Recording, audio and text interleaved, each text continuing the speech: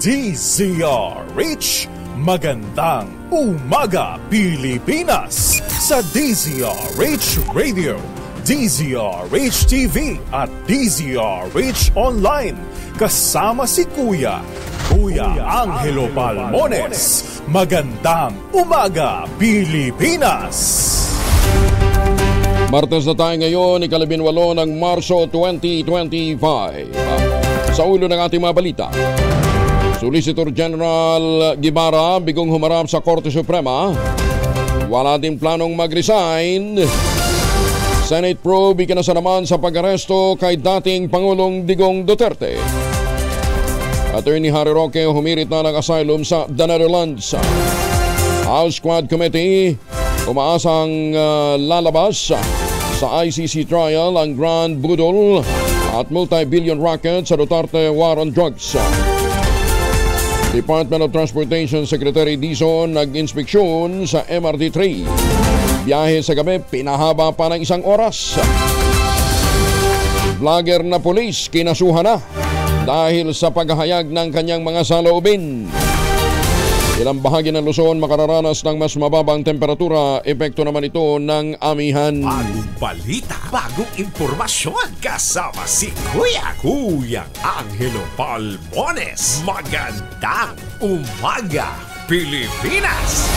Kasama natin ang buong radyo natin FM nationwide, ang ating Action Radio Station sa Luzon, Visayas at Mindanao, 91.7 BNFM Radio sa Cebu at 94.3 FM sa Jensan.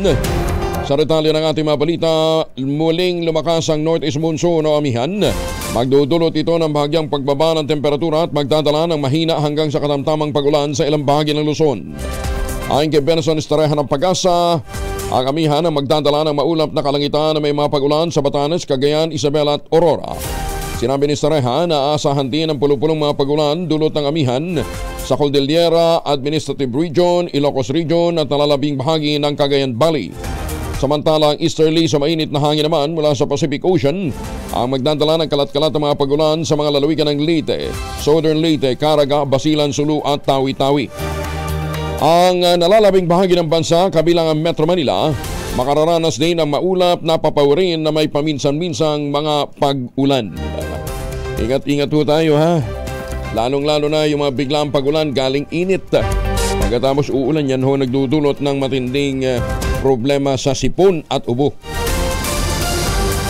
Kinasuhan na ng Quezon City Police District ang isang tauhan ito na dahil sa manoy pambabatikos at sunod-sunod na banat ito sa PNP, parang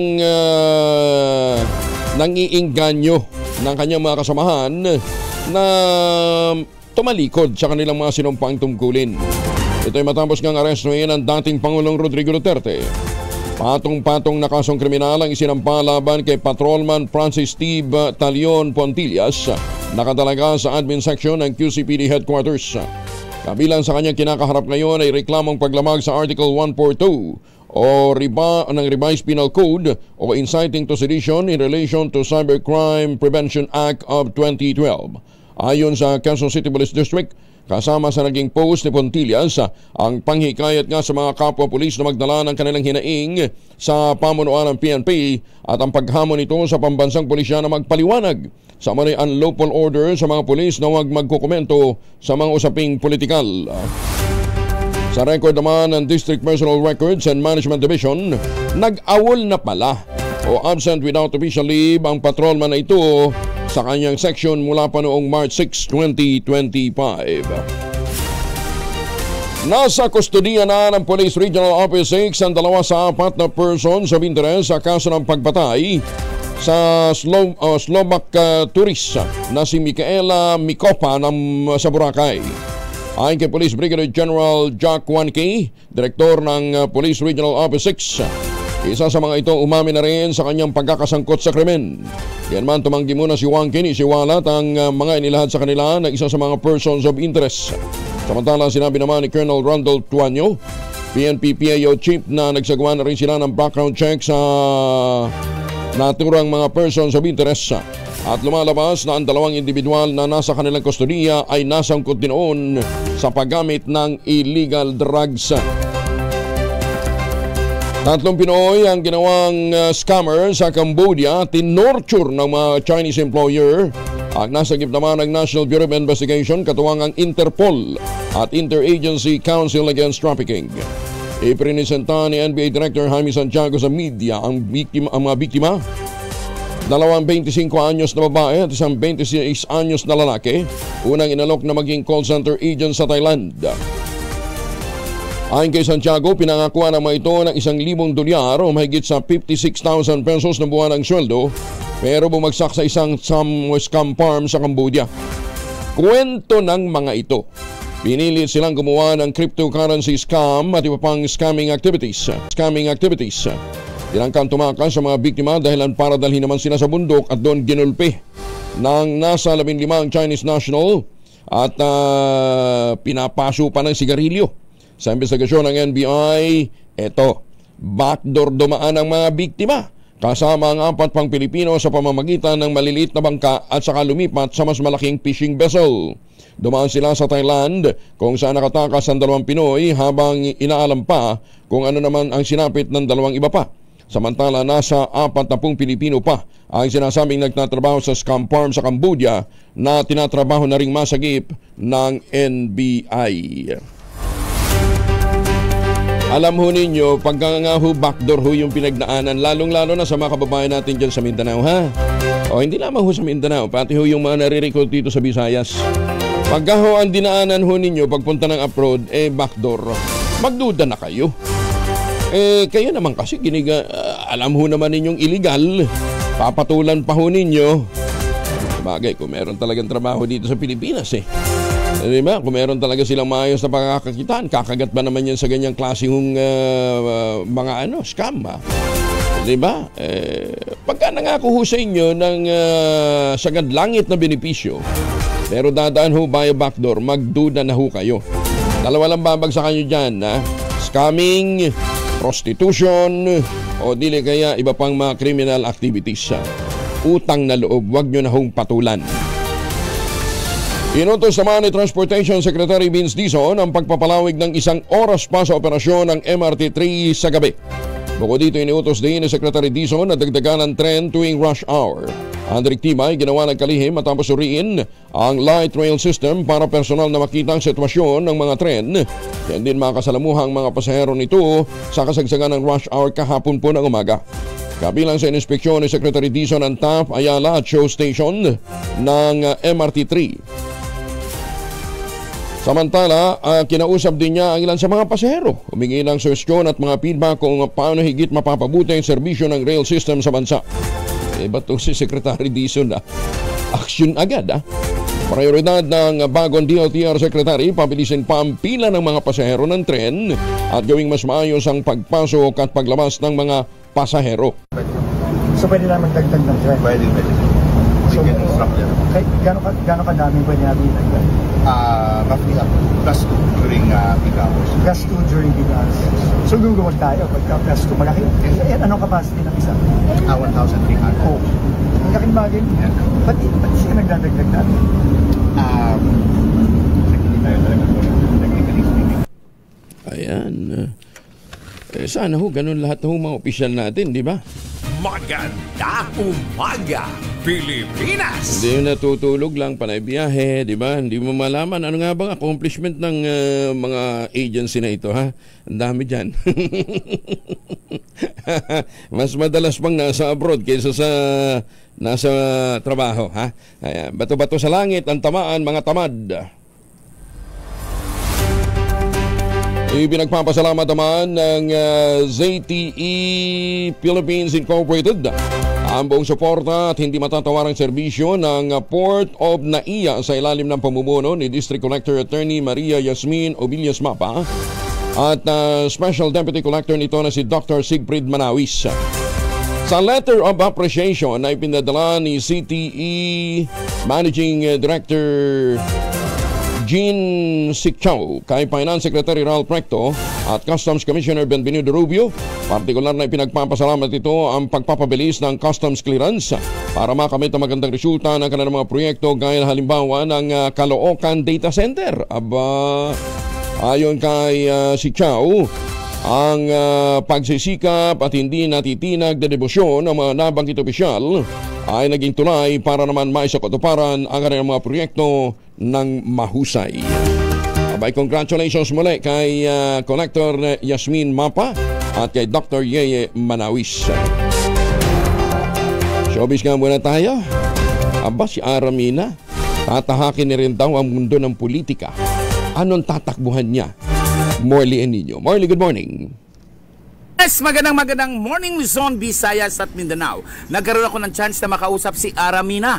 Ayon kay Aramina, todo suporta umano ang ibinibigay sa kanya ng kanyang husband na si Dave Almarines. Ngayon ay tumatakbo siya bilang councilor ng Pasig.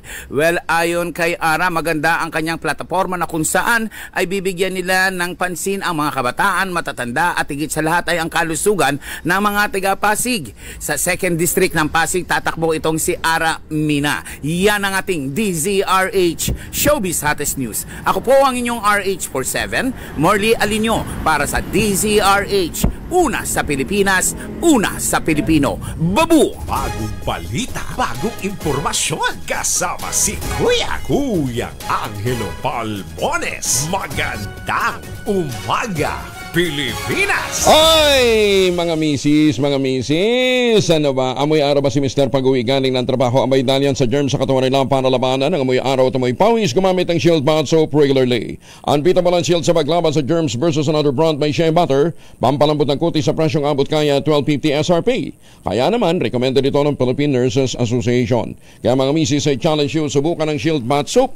Galit sa sakit, may malasakit. Sulit na sulit! Mahiwagang tunog. Ala pa ring winner, 29,000 na po ang premyo ng ating mahiwagang tunog. Baka kapag umabot ito ng 100,000, ma-charge na tayo ng electioneering. Ang inyo pong mga sagot, ipapadala po ninyo sa 0919-282-6.5. Sundin po ang tamang format po ng pagtatext sa empty space name / address / contact number / at ang inyong sagot. Isang beses lamang po maaaring mag-text sa ating text line gamit ang inyong mobile number. Baka kung nagpapaulit-ulit ho kayo, hindi ho talaga papasok sa sistema dahil isang beses lamang ho yan babasahin. Ano ha? Para ho ano yan anong tawag dito? Mga makina ho ng COMELEC ha? Pagka sumobra sa 12 ang iboboto ho ninyong senador, hindi mabasahin. Ayan, ha? Sa party list naman, pag isa lang, dapat isa lang. Pag sumobra sa isa, hindi rin ho babasahin. Ha? Kaya isang beses lamang po maaari mag-text sa ating text line gamit ang inyong mobile number. Sa mga sasagot online, kinakailangan meron po kayong sharer badge. Ayan, ha? O, eto na ating mahiwagan tunog, ha? Ano yan, ha? Ano yang basta yung isang item ay plastic na upuan na pwede nyo gamitin habang naliligo kayo, nagsashower ho kayo gamit ang Shield Bath Soap. Ayan, ha? Yung pangalawang item, bahala ho kayo. Ano gusto nyo hula? Ano, ha? Basta sagutin ho ninyo. Ayan, ha? Doon ho sa mga sasagot online, kinakailangan meron po kayong sharer badge. Magandang umaga, Pilipinas! Ay, teka muna. Nasa linya na natin si COMELEC Chairman George Garcia. Chairman, magandang umaga po sa inyo. Magandang umaga po, Sir Angel. Sa mga kababayan natin, magandang umaga rin po. Opo, pasensya na kayo. Dinistorbo namin yung alam ko, palipad na ho kayo ngayon. Papunta na ho kayo na Mindanao? Opo, papunta po tayo, Sir Angel, sa Cotabato City upang saksihan yung tinatawag na covenant signing ng mga naglalaban-laban doon ng mga kandidato politiko. Alam nyo, napakagandang pagkakataon po ito sapagkat alam natin na isa sa mga talagang minamatsaga natin na area yung Maguindanao Sur, Maguindanao Norte, kasama ang Cotabato City, kung kaya yung pagsasama-sama ng mga kandidato dyan at paglagda nila sa isang kasunduang pangkapayapaan ay napakagandang hakbang, lalo na malapit na tayo sa kampanyahan para sa local positions. Chairman, nakita naman ninyo nito mga nakalipas na ilang araw, di ba? Panay na yung mga violent activities. May mga patayan na. Opo, Sir Angel, at yan nga po yung talagang gusto natin mapigilan at ipapakiusap natin sa kanila. Alam nyo, kung talagang sila ay manunumpa kahit sa Holy Quran, ibang usapan po kasi sa kanila yan, lalo na sa mga kapatid nating Muslim. Kaya umaasa tayo, magiging napakaganda, napaka-productive nitong mangyayaring covenant signing, kung kaya pati mga miyembro ng COMELEC N-Bank, sinama po natin upang ipakita sa kanila yung pagsuporta mismo natin. Kasama rin po natin ang Chief PNP ngayon. Nandito po kami sa Villamor Air Base at naghihintay nga doon sa ating pong sasakyan na aeroplano. Pero meron na ba kayo natukoy na mga, nadagdagan pa ba yung natukoy ng mga hotspot area? Maaari hindi pa rin po, maaari yung pa rin po yung dati dyan sa Maguindanao area.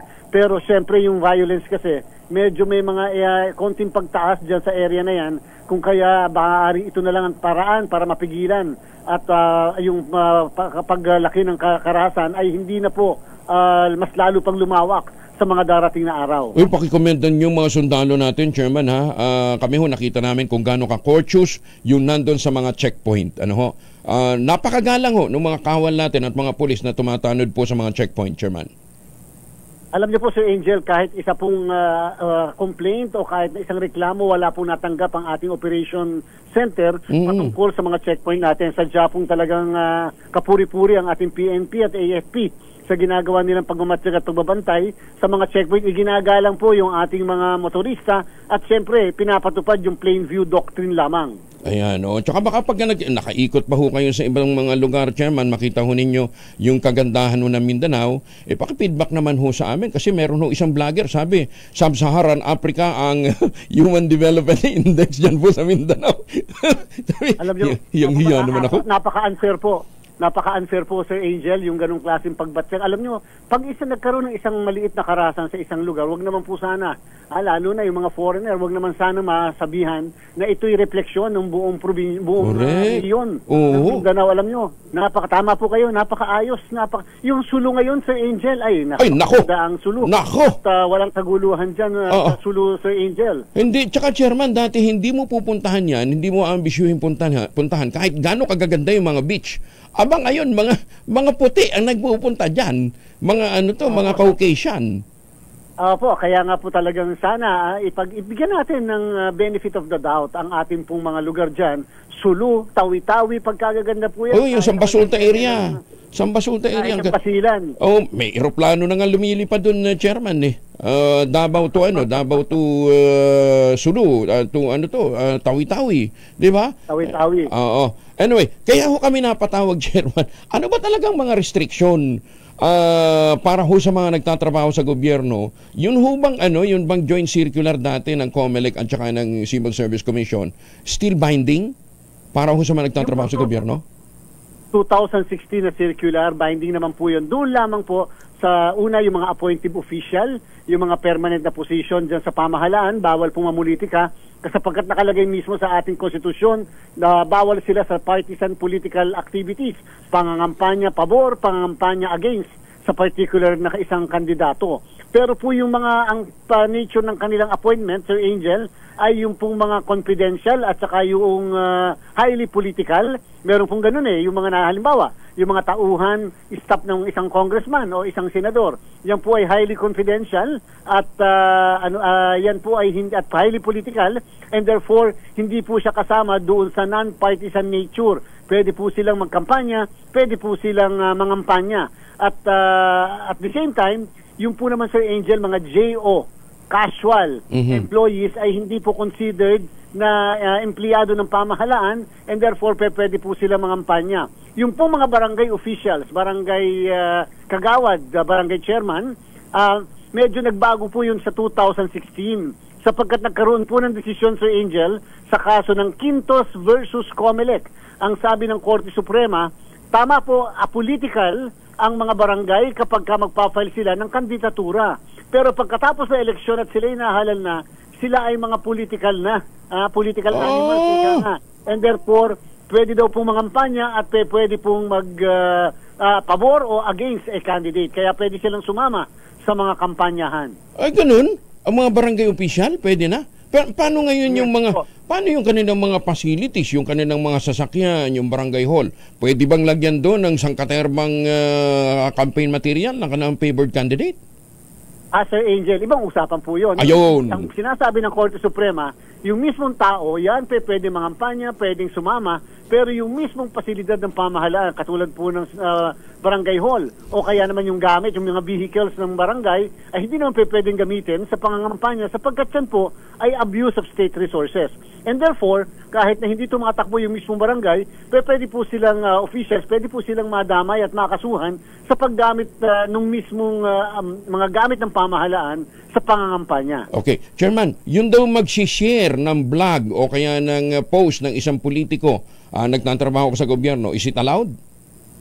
Alam niyo po, Sir Angel, nagiging mas malawak ang aming pong pangunawa sa bagay na yan sapagkat sinabi ko nga po nung nakausap ko yung isang opisyal ng Civil Service Commission, hindi natin pwedeng pigilan yung tinatawag na freedom of expression and freedom of speech ng ating mga kababayan kahit pa nga sila ay nasa pamahalaan. Hindi naman porket nag-share ang isang empleyado ng pamahalaan ay wala na, o kaya siya nasa pamahalaan ay wala na siyang karapatan na magpa-express man lang ng kanyang sentimiento at nararamdaman. Hindi naman po yun, Sir Angel, partisan political activity. Yun ay pag-i-express lang ng kanyang nararamdaman na ginagaransya naman ng ating saligang batas. Ayan, so pwede ha. So ano lang hindi pwede? Ay bawal po yung mga appointee, halimbawa, yung isang ikaw ay permanent ang posisyon sa pamahalaan, yung magkakampanya ka, sasama ka sa pangampanya, openly talaga na ikaw ay namimigay pa ng kuno ano. Yan po, bawal po yan. Dahil sa mga appointee. Pero kapag highly confidential at political ang nature ng posisyon, sila po ay pwedeng mangampanya. At again, yung JO, mga casuals, EJO ay pwede rin po makasama sa pangampanya sapagkat hindi po sila technically empleyado ng pamahalaan. Kahit na oras ng trabaho nila, Chairman? Hindi kaya bahala ng COA doon. Oo. Wag naman po yung oras ng trabaho dahil pag nanakaw naman po yun sa ating pong kaba ng bayan sapagkat pinapasweldo sila. Kapag outside na ng opisina, yung ginagawa nila, yan po ay okay lang po yan. Pero kung kahit naman po sa private na ikaw ay nagmumoonlight, ay bawal po yun sapagkat ikaw ay pinapasweldo base sa 8 oras na pagtatrabaho. Last 2 points na lang, Chairman. Alam ko sasakay ng aeroplano. Number 1, meron na ho ba tayong may mga sumagot na ho ba doon sa inyong mga pinadalahan ho ng notice kaugnay po ng pagpo-post nila ng mga campaign material illegally? Madami po sumasagot, Sir Angel, at yung pagsagot naman nila in all fairness ay nakalagay na yung picture nung before at saka after. Ibig sabihin, tinatanggal naman nila, kaya medyo natutuwa rin tayo. Kung napansin nyo, Sir Angel, halos kapag kahit sa pinuntahan mo nung isang araw, dyan sa may bandang area ng Mindanao, ang mga nakakabit halos madami local. Hindi po kasi namin matanggal ng local. Yung mga national naman, kahit paano, na-limit na lang sila sa private properties. Tsaka in fairness, yung iba hindi na pinapakuha ng puno, isinasabit na lang sa puno. Ito mga talaga, ang daming palusot. Bawal pa rin po yun. Bawal pa rin po yun. Bawal pa rin? Wag naman yung puno na sabi nga po natin, iwasan nyo na ang puno, whether pakuan o sabitan, wag na po nating galawin yung puno. Meron naman pong mga pader ng pribadong property na pumapayag naman yung mismo mga may-ari ng properties na yan. Ayan, bawal din pala sabit. Naku, ang dami, Chairman. Pag naikutan po ninyo. Picturean ho ninyo, report natin sa COMELEC. Last point na lang, Chairman. Saan daw ho ba makikita yung area na tinukoy bilang common poster area? Opo, ang local COMELEC po namin ay meron pong listahan ng mga common poster areas na yan po ay kalimitan alam ng mga local candidates. Kaya po, ang advice natin sa mga local candidates, kahit yung kanilang mga campaign staff, paki-coordinate nyo po sa mga local COMELEC namin kung saan po yan located. Kalimitan po nasa plaza at doon sa mga barangays, meron din po mga common poster areas po tayo. Pero siyempre, again, pagka po private property sa Angel, ang napakahirap ng kalagayan ng COMELEC, hindi po halos namin magalaw pag nasa pribadong ari-arian. Ayan na, Sir Benji ng Sir Benj TV, ayan, pwede maglagay sa mga private properties kahit pa tabunan yung buong bahay ng tarpaulin. Wala tayong magagawa dyan. Ayan ha. Chairman, again, nasa inyong pagkakataon, muli manawagan. Huwag lang siguro sa mga taga-Barman, kundi sa pangkalahatan, Chairman, please.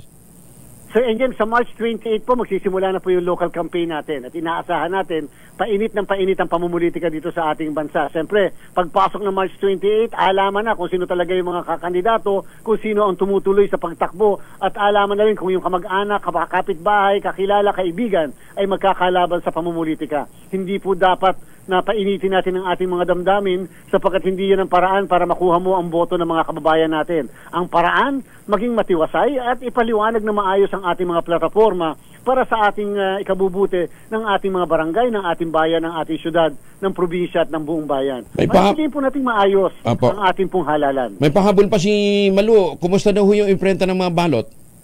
Ay, tapos na po tayo, Sir Angel. Yung pong 68,542,564 na balota ay natapos po na ma-imprenta natin noong Sabado.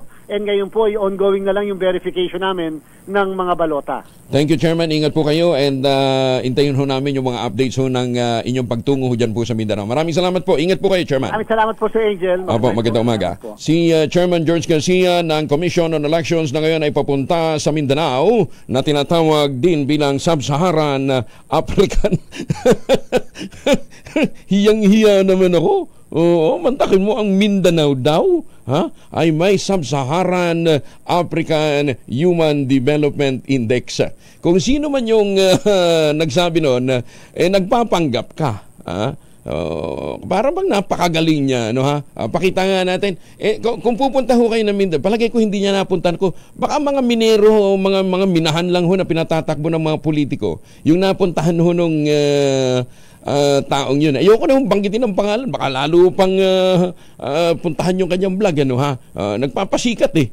Nagpapasikat nang wala sa lugar. Eto ha.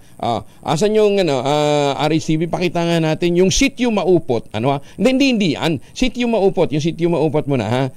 Yan, kita ho ninyo. Sitio Maupot. Sitio pa lang yan, ha? Yan po ay Bali-inspired resort. Sa taas po ng bundok yan. Dyan po sa bayan ho ng Magpet sa North Cotabato. Kita ho naman ninyo. Alam nyo ba kung sino mga dumadayo dyan? Mga ano rin, mga Caucasians, mga European, di ba? Paano tuwan-tuwa ho sila? Dahil tahimik yung lugar at saka in touch ka sa nature. Yan po yung sitio Maupot. Isang lugar lang yan. Eto naman, sa Alamada. Pag pumunta kayo ng Alamada, ayan ho. Kikita ho ninyo. Pinapangalagaan ho namin yung likas na kayamanan doon. Yan po naman ang Asik-Asik Falls. May mga development na rin doon ho sa taas. Kita ho ninyo, sa Pilipinas po yan, ha. Baka lang ho hindi napuntahan no nagsasabing ang Human Development Index dyan po sa Mindanao ay Sub-Saharan. Wala naman yatang waterfall sa Sahara, no, ha. Hiyang-hiya talaga ako. Sa dami ho ng mga gagandang development doon, ha. At kung pupunta ho kayo sa Kidapawan City, meron hong dinidevelop naman doon na isang parang Japanese garden, ano, ha? Japanese garden ho. Okay, kita ho ninyo. Ito ho yung mga private, kita ho ninyo.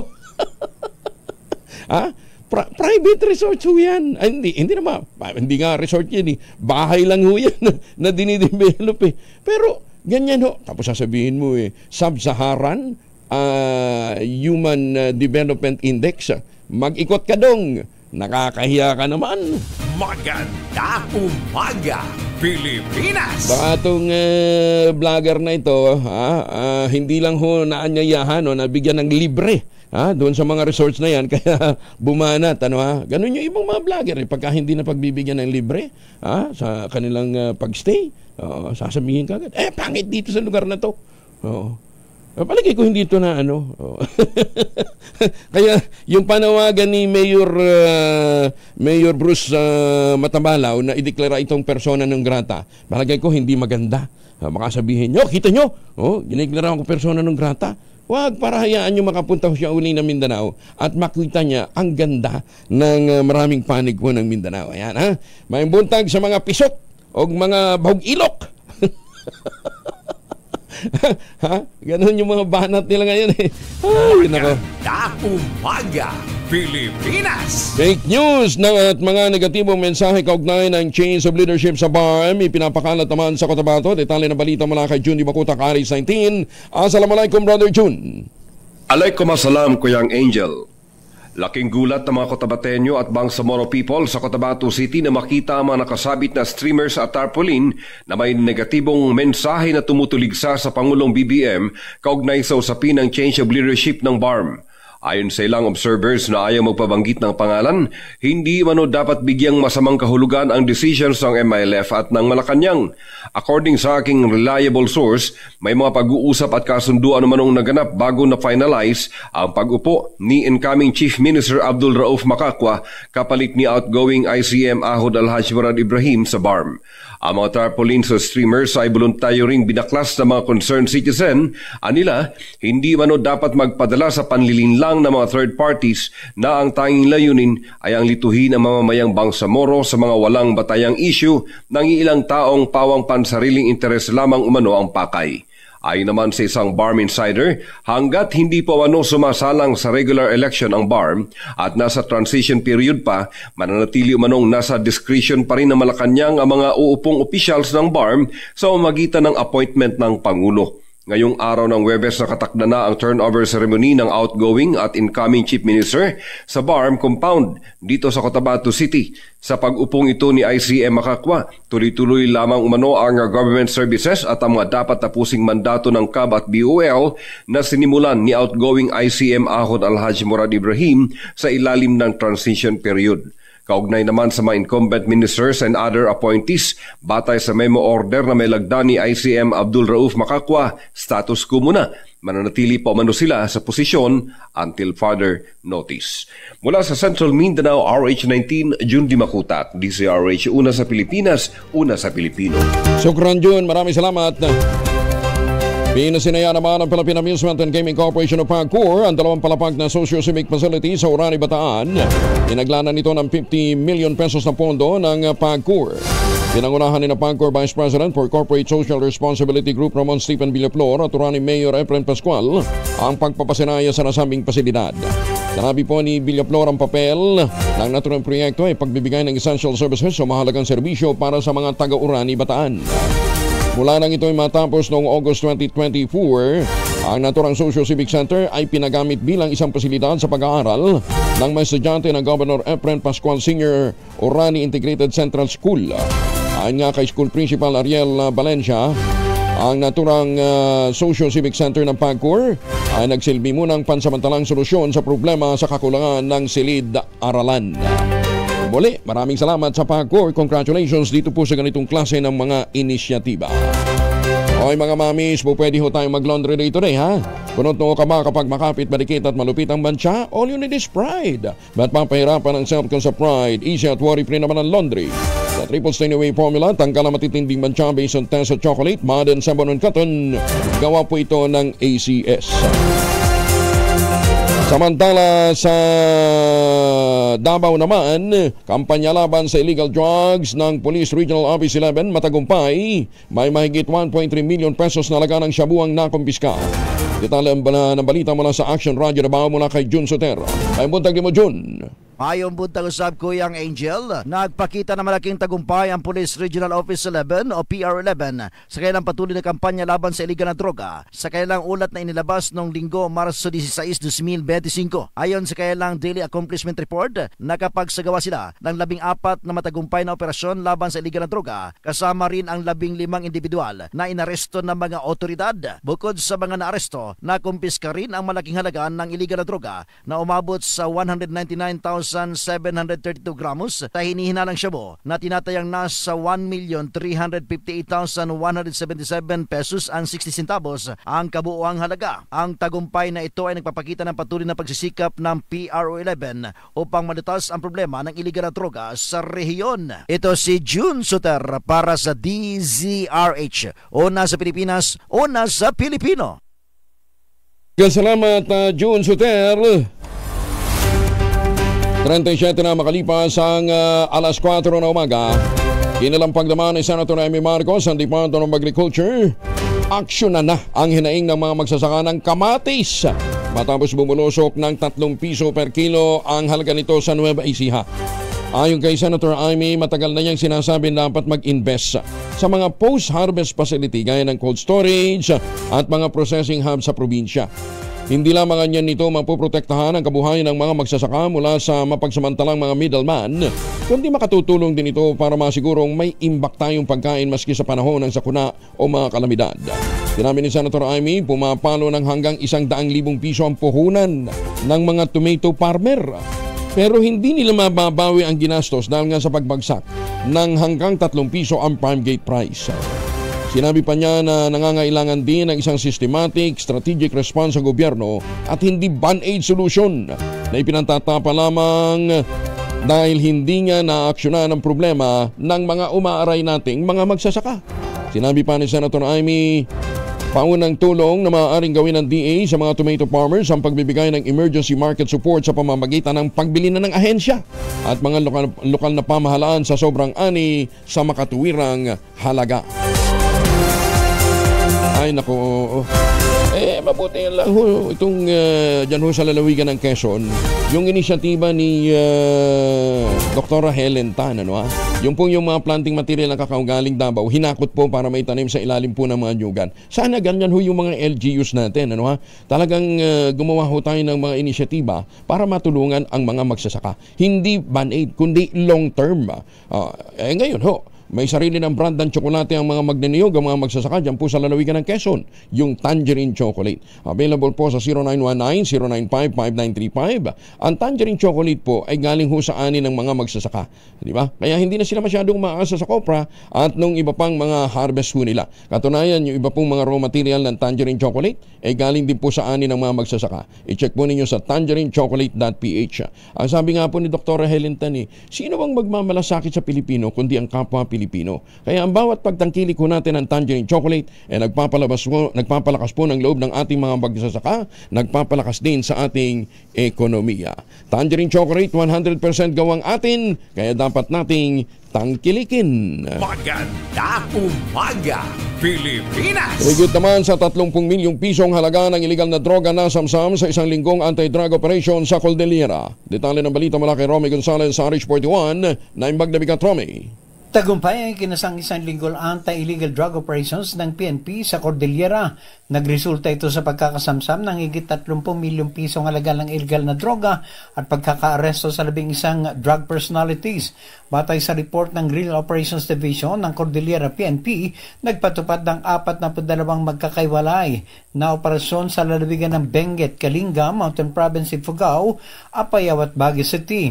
Humantong ito sa pagkakakumpiska ng 129,720 fully grown marijuana plants, 150 marijuana seedlings, higit sa 30,000 gramo ng tuyong daon ng marijuana, 5,000 gramo ng tangkay ng marijuana at 28.53 gramo ng hinihinalang shabu na may kabuang standard drug price na 30,345,953 pesos. Sa iwalay na operasyon, natiklo naman ang 11 drug personalities. 3 sa kanila ay high-value individuals at ang 8 ay natukoy na street-level individuals. Ito si RH41 Romy Gonzalez para sa DZRH. Una sa Pilipinas, una sa Pilipino. Maganda umaga, Pilipinas! 41 na, maraming salamat Romy Gonzalez, Just Gina. 41 makalipas sa alas 4 ng umaga, naglaan naman ng 300 milyong piso ang Philippine Amusement and Gaming Corporation para sa pagpapabuti ng mga pasilidad at mga pagsasanay ng mga kadete ng Philippine National Academy, Philippine National Police Academy, yung pong PNPA. Sa ika-4 na pong taon ng PNPA Alumni Homecoming sa Silang Cavite, sinabi ni PAGCOR Chairperson Al Tenco, mahalaga ang modernong teknolohiya at mga pasilidad upang mas maging epektibo ang paglaban sa krimen. Ayon kay Tenco, saklaw ng pondo ang pagpapatayo ng PNPA Alumni Association Building, pag-upgrade sa Scene Crime Plaza para sa forensic training, paggamit ng Firearms Training Simulator, pagkuha ng crime mapping at cybercrime investigation software, at paghatid ng patient transport vehicle na may kompletong medical equipment. Magaling! Samantala, tinurn over din ang PAGCOR chairman ng mahigit sa 2.2 million pesos na halaga ng cheque sa PNPA Alumni Association para sa pagbili ng mga bagong service vehicle at 100 tablets para naman sa pag-aaral ng mga kadete. Ay baka kayo may mga importanteng lakad ha. May dalawang formulation ng family alcohol na pwede nating pagpilian.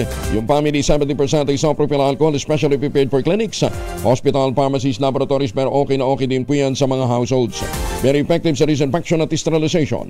Ganyan na bagsik ng family 70% isopropyl alcohol. Maghapon man natin gamitin, no problem. Hindi po manunoy ang ating mga kamay dahil meron po itong moisturizer. Yun namang mabangong family rubbing compound improved alcohol. Ayun ho yung mabangong isopropyl alcohol na ginagamit po ng mga masahista, mga barbero, mga doktor, mga nurse, mga kumadrona for sponge bathing and other cleansing purposes. Family rubbing alcohol parang di siya subok na sa mahabang panahon. Hindi lang pa mabibili sa lahat ng mga butika at convenience stores nationwide. Family rubbing alcohol, hindi lang pampamilya, pang sports pa. Maganda umaga, Pilipinas! Nako, alitan ng magkakapatid sa San Carlos City sa Pangasinan na uwi sa tagaan. Ayun, yung biktima malubha at nasa ospital. Detalye na balita mula kay Freddy Pajardo, Aris 38, Masantos, Yakbasani, Chico Emin sa ating mga kababayan sa Pangasinan. Freddy. Masantos sa kabosan Kuyang Angel, nauwi sa pananagang inuman ng magkapatid dahil sa kanilang matagal ng alitan sa San Carlos City. Sa paunang investigasyon ng mga tauhan ni Chief of Police Lieutenant Colonel Eliasar Edolmo, nagiinuman ng magkapatid na sila Efren de Vera Escanio, 69 anyos, at ang nakababata nitong kapatid na si Jerry, 52 anyos, kapwa residente ng Barangay Bacnar sa lungsod. Subalit nang makailang tagay na sila ay naungkat ang matagal na nilang alitan na nauwi sa mainitang pagtatalo hanggang sa kumuha na ng itak ang suspek na si Jerry at pinagtatagan ang kuya niya na nagtamo ng malubang sugat sa ulo at kanang braso na agad ay nadala sa hospital na patuloy pang nilalapatan ng lunas ng mga doktor. Agad ding naaresto ang suspek, subalit hindi nabawi ang itak nitong ginamit sa krimen. Kasalukuyan itong nasa custodial facility ng San Carlos City Police Station para sa kaukulang disposisyon. Ito si Freddy Fajardo, Aris 38, nag-uulat para sa DZRH, una sa Pilipinas, una sa Pilipinas. Maraming salamat, Freddy. Ay, magandang umaga sa mga suki natin dyan sa Las Vegas, Nevada. Kamusta na po kay Evan Langa? Ayan, magandang umaga din po sa mga suki natin sa Mindanao. Ay, kayong mga Sub-Saharan African, ha? Hiyang-hiya talaga kami. Oo, magandang umaga po sa mga taga-Alberta, Canada. Ay, sa ating Midnight Singers dyan sa San Diego, California, na nagpasyal na rin ho ng Mindanao. Magandang umaga po sa inyo, ha? Kay Sir Manny, kay Tita Cora, Sir Junior Bao, kay Tita Lloyds, si Ma'am Linda, at saka kay Sir Art, ha? Good morning ho sa inyo, ha? 45 na makalipas ang alas 4 ng umaga, oras na para tayo po ay mag-ultabayo. Pero sabi ho ng mga dalubhasa, isang oras bago matulog, 2 kapsula para ma-achieve natin ang mga benepisyo ng ultabayo. Ano nga bang ultabayo? Ang ultabayo po ay postbiotic with Lactococcus lactostream plasma. Ito po ay dumaan sa mahabang clinical trial sa Japan. Hindi po kwentong kutsero, ha, kundi human clinical trial. At doon na patunayan kung ano ang bisa ng postbiotic. Ang bawat kapsula po ng ultabayo ay nagtataglay ng 50 billion cells ng Lactococcus lactostream plasma. Kaya napaka-potent po nito na pagpasok po sa ating sistema, ina-activate po yung PDC, yung plasmacytoid dendritic cell. Yan po yung tinatawag na madalubhasa na commander ng ating immune system. Nakatutulong yan para ma-achieve natin ang magandang tulog. Pag magandang tulog, may panlaban tayo sa puyat, pagod at stress. Ayan. Ilan lamang ho yan sa mga benepisyo ng ultabayo. Ayan, ha. Para po sa inyong mga concerns, baka po may mga katanungan pa ho kayo, po pwede ho kayong mag-text sa 0917-110-6580 para po sa karagdagang impormasyon. Ang ultabayo po ang kauna-unahang postbiotic food supplement rehistrado sa Food and Drug Administration, halal certified. Available yan sa lahat ng branches ng Mercury Drug, Amesco Drug, Pasmed Pharmacy, John's Pharmacy at Curamed. Pero ang mahalagang paalala natin sa inyo sa tuwi-tuwi na ang ultabayo po ay hindi gamot at hindi dapat gamiting panggamot sa anumang uri ng sakit. Maganda umaga, Pilipinas! May follow-up muna tayo kay Jojo Gait mula sa 105.1 radyo natin Libak sa Sultan Kudarat, kaugnay ng teacher in charge na nahuli sa bypass operation sa Kalamansig. Mayong buntag, Jo, kumusta ka na? Yes, mayong buntag, Sir Angel, at okay naman po tayo dito sa bayan ng Libak. Oo, ikaw ba, dyan ka sa Sultan Kudarat, ha? Kasama ka doon sa Sub-Saharan Africa. Hindi na nga natin pinapansin yung Sir Angel. Hindi, pero ano bang meron dyan sa Sultan Kudarat bukod sa napakalawak na taniman ng mga palay? Dito po ay Kopra din po, Kopra. Kopra. Ano pa? Ano yung mga magandang puntahan dyan sa Sultan Kudarat? Meron po tayo dito. Dito sa Libak, meron po tayo yung Katunggan. Ano naman yung Katunggan? Yung Katunggan natin po dito, ito siya, yung mangrove na area. Protected area din. Yes, at malawak po yan, no? Pero hindi ko lang nakuha yung exact kung ano.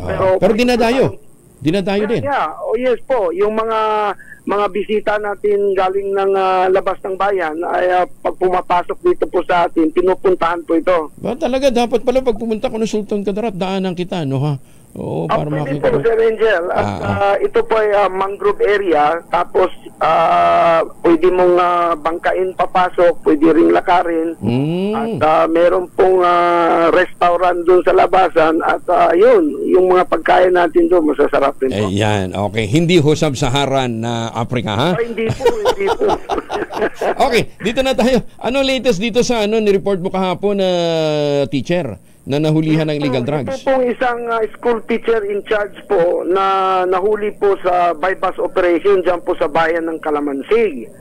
Ito po siya, Sir Angel, ay isang elementary school head. Elementary school head? Yes po. Tapos? Sa barangay Sabanal. Opo. At naitanong niyo po kahapon kung ano itong teacher in charge na ito. Nakapagtanong po tayo sa kapwa teacher din po. Ito po ay designation sa kanya sa area na yan ng school division superintendent. Pero ang workload nito ay katulad ng isang principal. Pero hindi pa po siya position title sa kanya. Okay. Pero gaano bang nahuli sa kanya? Wala pa po, no? Anong kategorya niya sa pulisya? Pusher, user? Sa naganap na bypass, isa siyang pusher. Wow. Pusher, oo. Yes po. Oo. At yun nga po, nakunan siya at mayroon na pera na ginamit na may serial number at nakapatong sa 5 pirasong libong budol money. Ayun po, at siya po ay nadakip. Kalaki na ng sweldo ng teacher natin, nagre-resort pa sa ganito, di ba? Ay, susume. Oo. Pero isolated naman ito. Wala namang, kaya kami na bahala dahil teacher na nga ito eh. Di ba? Head teacher pa man din na involved sa drugs, di ba? Alam mo naman, Senator, sa mga ganito, tama pa kayo, isolated case lang. Hindi naman sabi lahat ng teacher, ganun eh. Oo. Anyway, sige. Joe, thank you very much sa update, ha? Maraming salamat at sinisiguro lang namin na okay kayo dyan sa Libak, Sultan Kudarat at hindi kayo sub-Saharan state pa, ha? Okay po, Sir Angel. Ingat. At maraming salamat din po. Ayan, thank you. Umaga. Ayan, si Jojo Gait mula po sa 105.1 radyo natin, Libak sa Sultan Kudarat. Ang Sultan Kudarat po, actually, mga kaibigan, tahanan ng mix ng iba't ibang mga ano tawag dito? Clan. Ang tawag dito regional group oo. Ay naku, diyan sa Sultan Kudarat nagadote Ilocano dito damo po di Ilonggo kag Bisaya kag mga taga Bujul, di ba? Halo-halo po diyan at diyan ho masisipag ho ang mga tao. Magandang umaga, Pilipinas! Samantala, tanggapan ng Department of Health Eastern Visayas sa Leyte, binisita naman ni Secretary Herbosa para mapalakas pa ang serbisyong pangkalusugan. Detalye na balita mula kay Jimmy Angay-Angay, RH32, maupay nga aga, Jimmy. Binisita ni DOH Secretary Teodoro Herbosa ang DOH Regional Office sa Eastern Visayas. Naglalayon pagbisita ng Secretary para alamin ang mga proseso at sistema sa pagbibigay serbisyo sa pangkalusugan ng mga ahensya sa DOH sa Tacloban at buong Eastern Visayas, kasama ni Secretary Herbosa, si Dr. Alan Tupi at Dr. Ophelia Alcantara.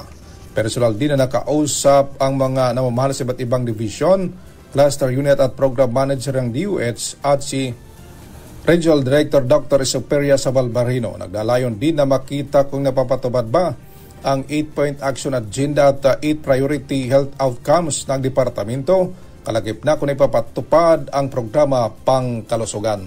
Dito sa DYVL Action Radio Tacloban, ito si Ars32 Jimmy Angay-Angay para sa DZRH, una sa Pilipinas, una sa Pilipinas.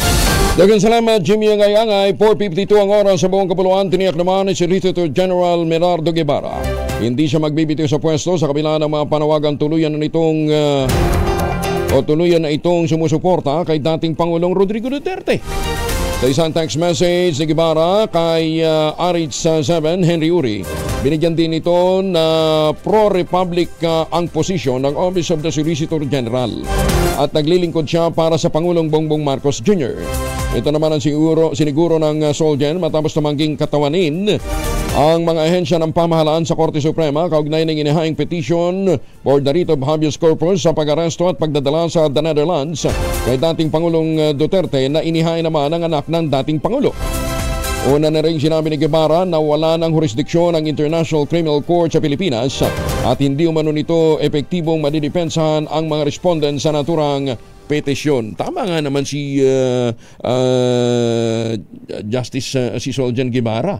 Kasi naglabas na sila ng posisyon noon pa eh. Di ba? Kasi sinunod lang naman nila yung posisyon ng Malacanang. Ang sabi ng Malacanang, hindi tayo magko-cooperate. Wala nang jurisdiction.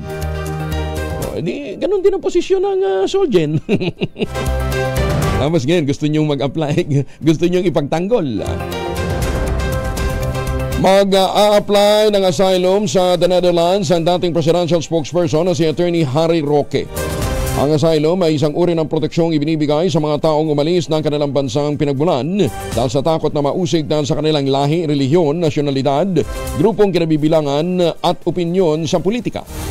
Sa isang online press conference, sinabi ni Attorney Roque, ang gagawin niya ay mag-a-apply nga siya para hindi siya ma-deport pabalik ng Pilipinas at malabanan ng umano'y hindi makatarungang pag-uusig sa kanya. Well, I'm formally announcing that after our meeting today, I'm filing formally for asylum here at the Netherlands. As soon as my application of asylum is received, I do have the rights to non-refoulement. Non-refoulement under international law means, number one, non-deportation until matapos yung investigasyon if I'm entitled to asylum status, and number two, non-prosecution for illegal entry. Pero legal naman ang pagpasok ko dahil meron akong visa. No? Iimbestiga naman ni Senator Amy Marcos ang pag-aresto at pagtangay kay dating Pangulong Pangulong Rodrigo Duterte patungong The Hague, Netherlands. Nalabisan niyang nagpalalim pa sa pagkakahati-hati ng bansa. Teka, mukhang hindi nga pagkakahati-hati. Mas marami yung nagpakita ng solidarity. Ayon sa chairperson ng Senate Committee on Foreign Relations, kailangang masiguro kung nasunod ba ang due process at kung naprotektahan ang karapatan ng dating presidente. Ito'y lalo pa niya't inaresto si Mayor Digong sa bisa ng warrant of arrest mula sa International Criminal Court at may papel din ang International Criminal Police Organization o Interpol. Iimbitahan ng Presidential Sisters sa Senate Inquiry ang mga opisyal mula sa Philippine National Police, Department of Justice, Department of Foreign Affairs, National Security Council, Civil Aviation Authority of the Philippines, Office of the Transport Security ng Department of Transportation at iba pang mga resource person at mga witness.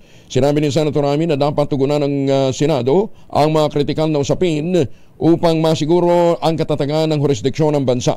Lain din niya nitong malinawan ang mga patakaran ng law enforcement agencies, lalong-lalo na ang kanilang pakikipagtulungan o pakikitungo sa International Tribunal.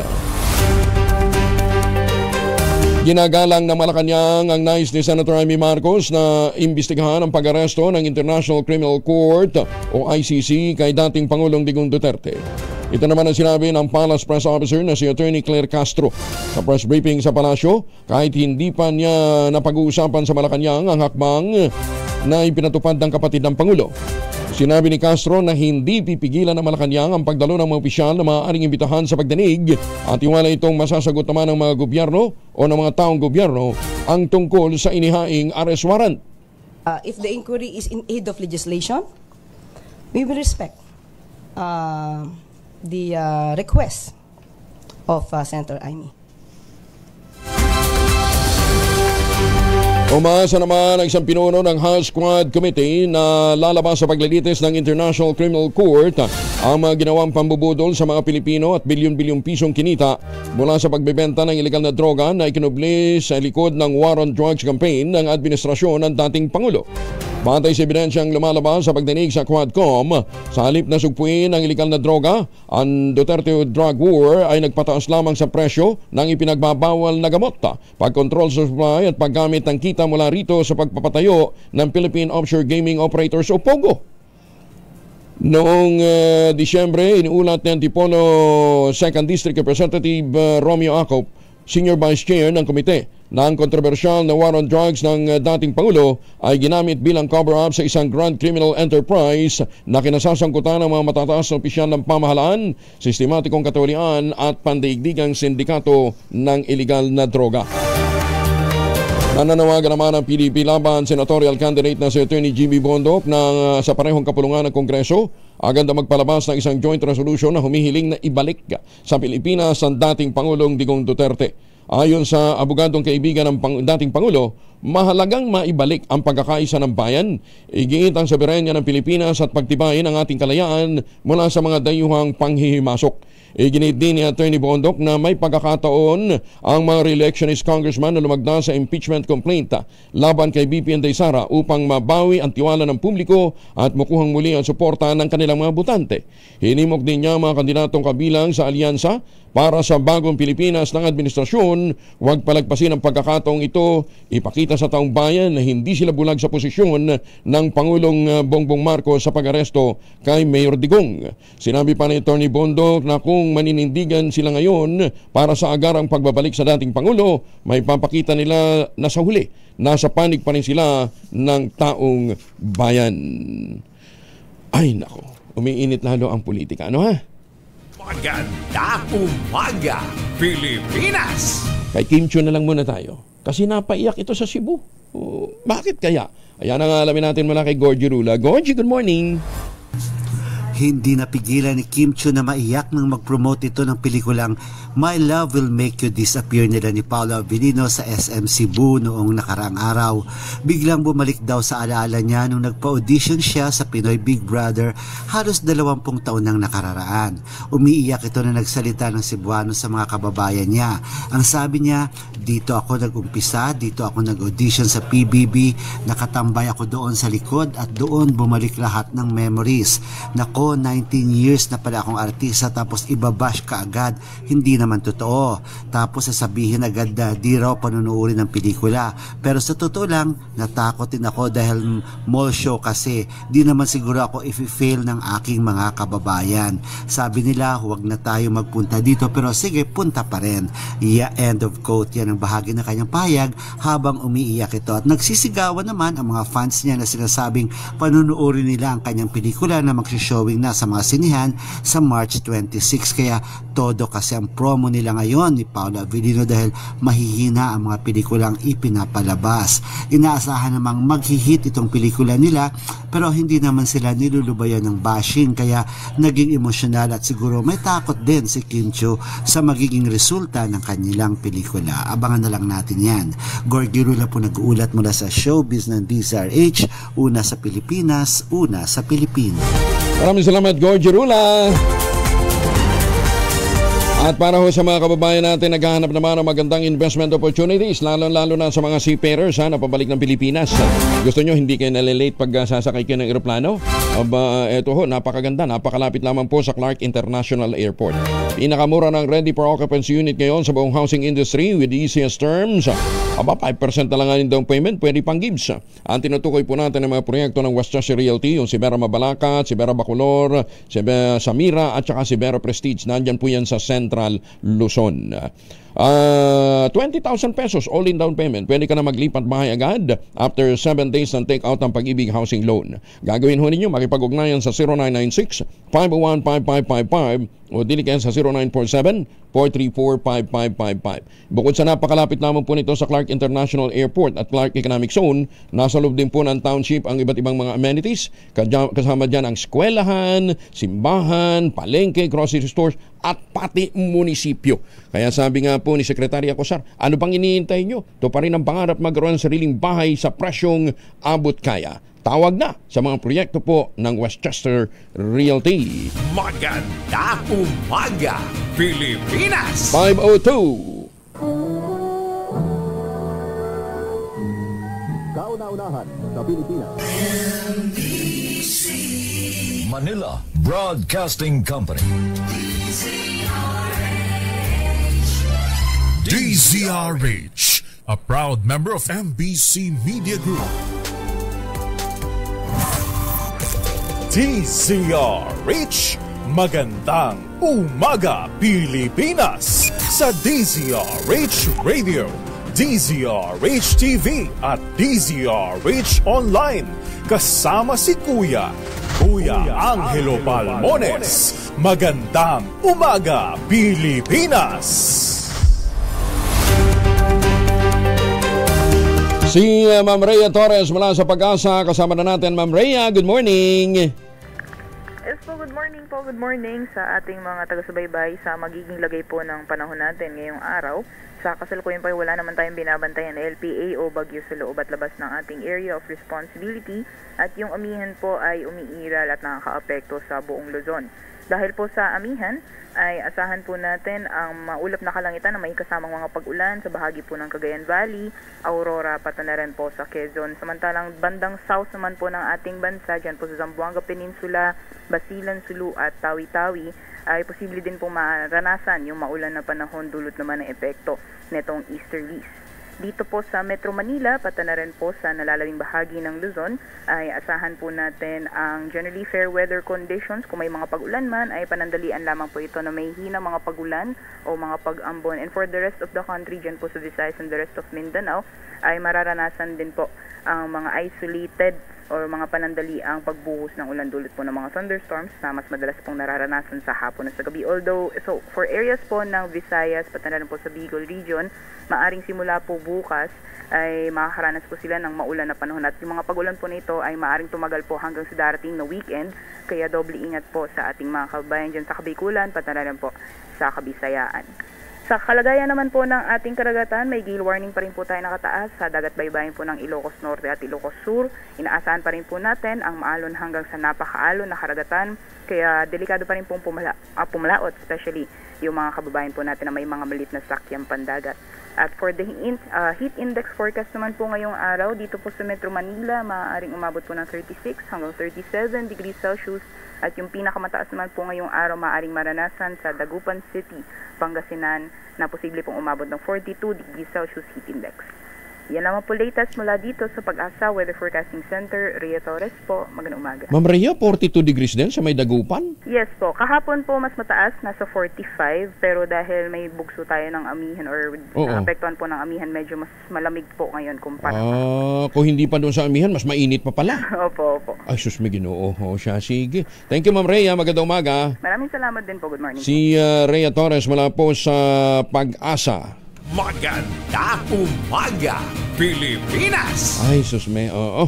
Mag-ingat ho kayo ha sa mga lakad ho ninyo. Kinakailangan magbaon ho kayo ng tubig, para lagi ho nating hinahydrate ang ating sarili. At pag uwi ho ng bahay, mag-shower, maligo gamit ang Shield Bath Soap. Mahiwagan, tunog!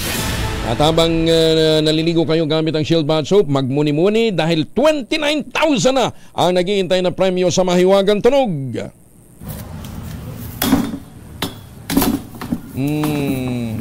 Basta ang inyong mga sagot, ipapadala po ninyo sa 0919-282-6485. Sundin ang tamang format po ng pagte-text, empty space, name / address / contact number / at ang inyong sagot. Isang beses lamang po maaaring mag-text sa ating text line gamit ang inyong mobile number. At kung masasali ho kayo sa online, kinakailangan meron po kayong sharer badge. At sabi ko nga ho sa inyo, isang beses lamang po. Dahil kung kayo po ay sasagot ng maraming beses, hindi ho rin babasahan niya ng sistema, malay nyo, nandun na pala yung inyong tamang sagot pero hindi pumasok dahil nga po sa hindi ho binabasa ng ating computer. One number, one answer. Yan, Parang sa eleksyon yan. Again, sa party list election, isa lamang po ang inyong isi-shade. Nasa bandang likod po ng balota ang listahan ho ng mga party list organization. Isa lang ho. Pagka sumobra ho ng isa ang inyong isinave, hindi na ho yan babasahin din po ng computer. Sayang, magiging stale po ang inyong balota. Ayan, ha? O, klaro, di ba? Halimbawa, pagpunta nyo doon, hinanap nyo, number 72, ang Comadrona Party List, isinade nyo. Huwag na kayo mag-shade ng iba pa. Maganda umaga, Pilipinas! May dalawang formulation po ang family alcohol na pwede nating pagbinian. Yung family 70% isopropyl alcohol, especially prepared for clinics, hospital, pharmacies, laboratories, pero okay na okay din po yan sa mga households. Ganyan po ang bagsik. Very effective yan sa disinfection at sterilization. Ganyan po ang bagsik ng family 70% isopropyl alcohol, pero maghapon ho natin gamitin. Hindi po manunoy yung ating mga kamay dahil meron po naman itong moisturizer. Yun namang mabangong family rubbing compound improved alcohol. Ayun po yung mabangong isopropyl alcohol na ginagamit po ng mga masahista, mga barbero, mga doktor, mga nurse, mga comadrona for sponge bathing and other cleansing purposes. Family rubbing alcohol para hindi siya reachable na sa mahabang panahon. Mabibili sa namang butik at convenience stores nationwide. Family rubbing alcohol, hindi lang pampamilya, pang sports pa. Maganda umaga sa mga taga South Korea. Ohay gozaimasu sa mga suki natin dyan sa Japan. Maganda umaga din po sa mga taga Calamba, Laguna. At saka maganda umaga din po sa mga taga Capas, Tarlac. Kasado na ang ipatutupad na ikatlong sunod na linggo, ang tapyas presyo ng petrolyo ngayong Marso. Ayan ha, mag-uumpisa yan mamayang alas 6. Sa anunsyo ng oil company, may rollback na 20 pesos kada, 20 centimos, hindi 20 pesos, 20 centimos kada litro sa halaga ng diesel, habang may bawas naman na 40 centimos ang bawat litro ng kerosene. Walang magiging paggalaw sa halaga ng gasolina. Epektibo ang oil price rollback mamayang alas 6 ng umaga.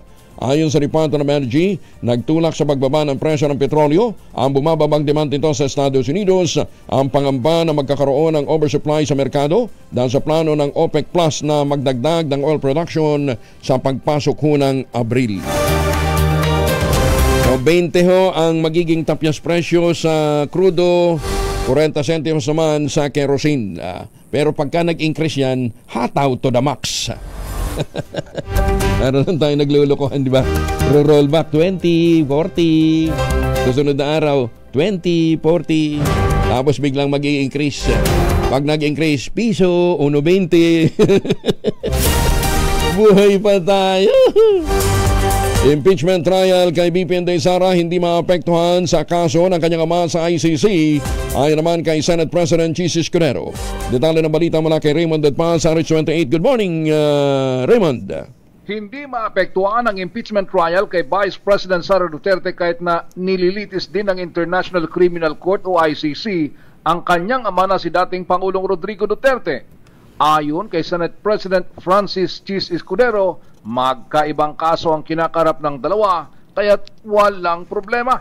Narito si Senate President Escudero. Magkahiwalay na insidente yan. Wala akong nakikitang ugnayan ng dalawang yon at hindi rason na maantala ano man ang dapat gawin ng Senado kaugnay sa trabaho namin dito at kung ano mang nangyayari sa dahig.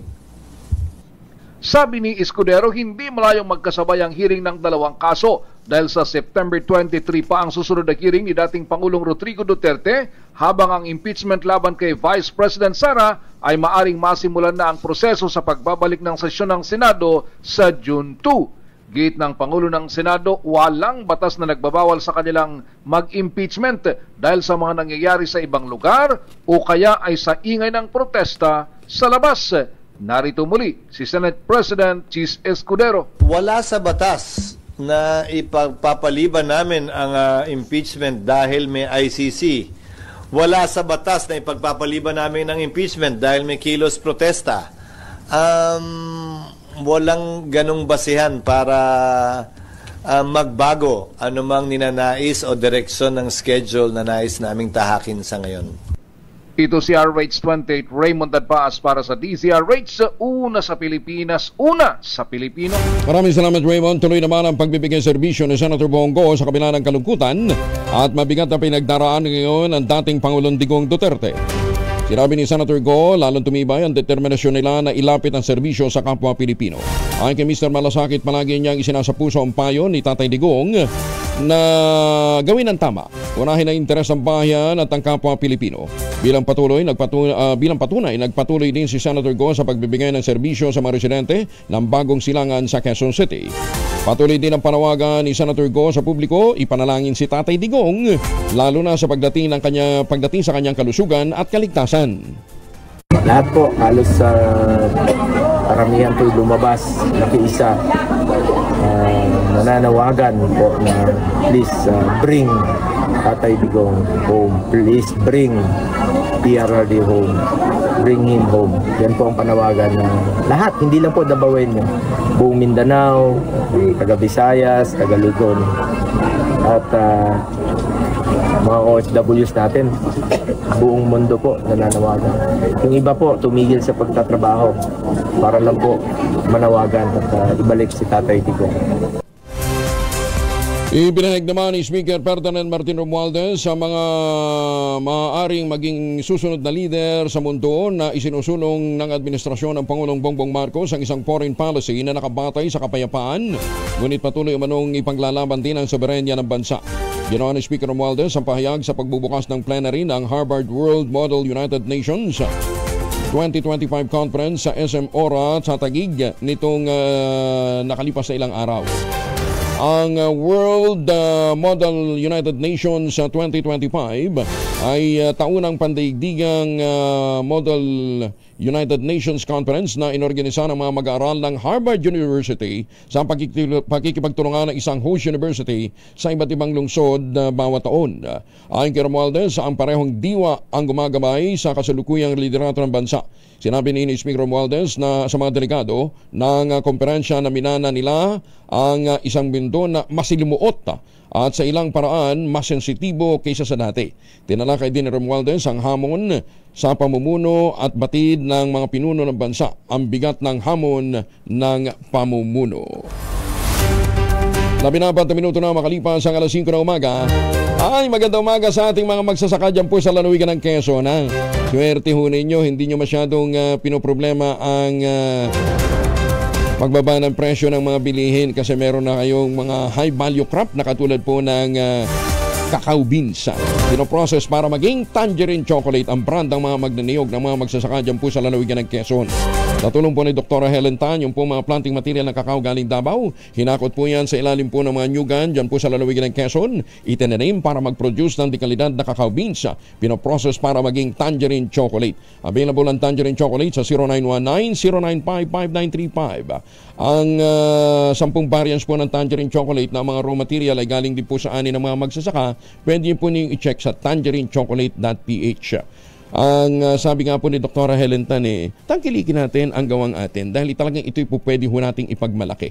100% gawang atin. Kaya pwede nating sabihin na bagamat ito'y gawang lokal, taste at looks global dahil tinulungan din po ito ng mga ahensya ng pamahalaan para maging world class. Maganda umaga, Pilipinas! Nais naman ng Angko Madrona Party List sa itaas ang annual coverage ng Philippine Health Insurance Corporation para sa General Mental Health Services at Specialized Care. Ayon kay Angko Madrona Party List nominee Attorney Fiona Itona, kinikilala nila ang magandang layunin ng expanded mental health benefits ng PhilHealth sa ilalim ng Circular 2023-0018 kung saan may access maging ang mga dependents ng mga miyembro na 10 years old pataas at may taunang coverage na 9,000 para sa General Mental Health Service, 16,000 naman para sa Specialized Care. Pero naniniwala ang kinatawan ng Comadrona Party List, dapat regular na suriin at pag-aralang taasan ang kasalukuyang taunang coverage limit. Bagamat magandang panimula ang nabanggit na halaga, binigyan din ni Attorney Itona na kadalasan paulit-ulit at long-term ang gamutan sa mental health. Karamihan niya sa mga pasyente nangangailangan ng tuloy-tuloy na therapy, maintenance na gamot, konsultasyon, psychological support, mga gastusing madalas na lumalagpas sa kasalukuyang itinatakdang limitasyon. Sinabi pa ni Attorney Itona ng Comadrona Party List, hindi sapat ang ibinibigay na suporta na maaaring maantala o itigil lamang ng pasyente ang kanilang gamutan na posibleng magresulta sa mas severe na health condition at social consequences. Kaya ang hamon po ni Attorney Itona at ng Comadrona Party List na number 72 sa inyong mga balota, kumonsulta ho sa mga mental health professionals, ang PhilHealth, para malaman kung sapat ba yung kasulukuyang benepisyong ipinagkakaloob sa kanila. Magandang umaga, Pilipinas! 48 individual na lumabag sa batas arestado sa loob ng isang linggong PNP operation sa Bataan. Detalye ng balita mula kay Danny Comilang, Aris 37. Danny, good morning.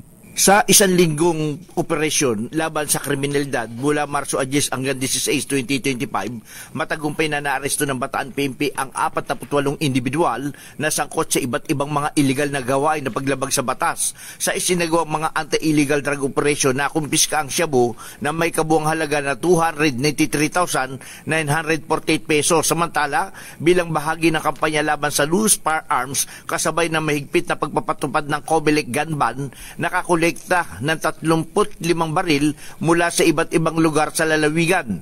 Ayon kay Colonel Parmetria, Provincial Director ng Bataan PNP, patuloy nilang pinaigting ang estratehiyang nakabatay sa komunidad, katuwang ang iba't ibang lokal na unit ng pulisya upang epektibong labanan ang krimen at mapanatili ang kaayusan at seguridad ng mamamayan sa lalawigan ng Bataan. Nananawagan ang PNP sa Bataan na kung sino man ang may nalalaman na gumagawa ng paglabag at nagtatago sa batas ay maaring makipagtulungan lamang upang maaksyonan at maaresto ang mga ganitong tao at matigil ang illegal na gawain. Danny Comilang, RH37, DCRH, una sa Pilipinas, una sa Pilipino. Maraming salamat, Danny Comilang.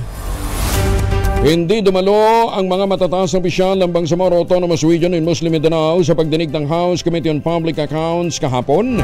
Tagday ng kinikustyong pamimigay ng 6.4 billion pesos na pondo sa mga paboritong barangay. Bilang tugon sa tanong ni Basilan Representative Mujib Hataman, sinabi ni Abang Lingkod Party List Representative Joseph Stephen Paduano, ang chair ng komite, sumulat ng mga opisyal ng BARM sa panel upang ipaalam ang kanilang hindi pagdalo dahil kasalukuyang umiiral ang Ramadan, kung kailan nag-aayuno ang ating mga kapatid na Muslim. Sinabi naman ni Paduano, valid naman ang reason ng mga opisyal ng BARM, ngunit not acceptable ang naturang dahilan dahil hindi naman ito hadlang upang dumalo sila sa investigasyon ng Kamara. Yan man, kinikilala nila na may ilang mga kapatid tayong Muslim na alkalde, mga opisyal at mambabatas na dumalo sa pagdinig ng komite sa kabila ng pagdiriwang ng Ramadan. Ipaniluwanig ni Paduano na sakop ng mandato ng Kamara ang pagsasagawa ng investigasyon bilang tulong sa paggawa ng batas. At kabilang dito ang Muslim Autonomous Region sa ating bansa. Sinabi pa nito na ang Kongreso ang lumikha ng BARM, kaya may oversight power dito ang Kongreso.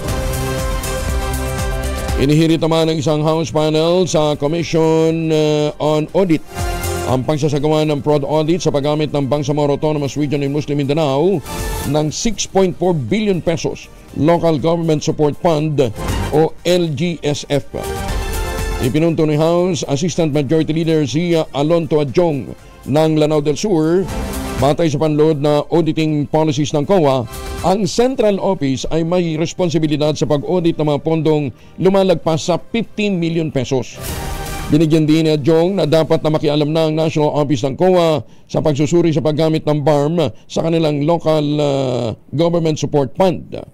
Dahil dito inihain ni Adjong ang motion upang formal na hilingin sa COA ang pagsasagawa ng fraud audit.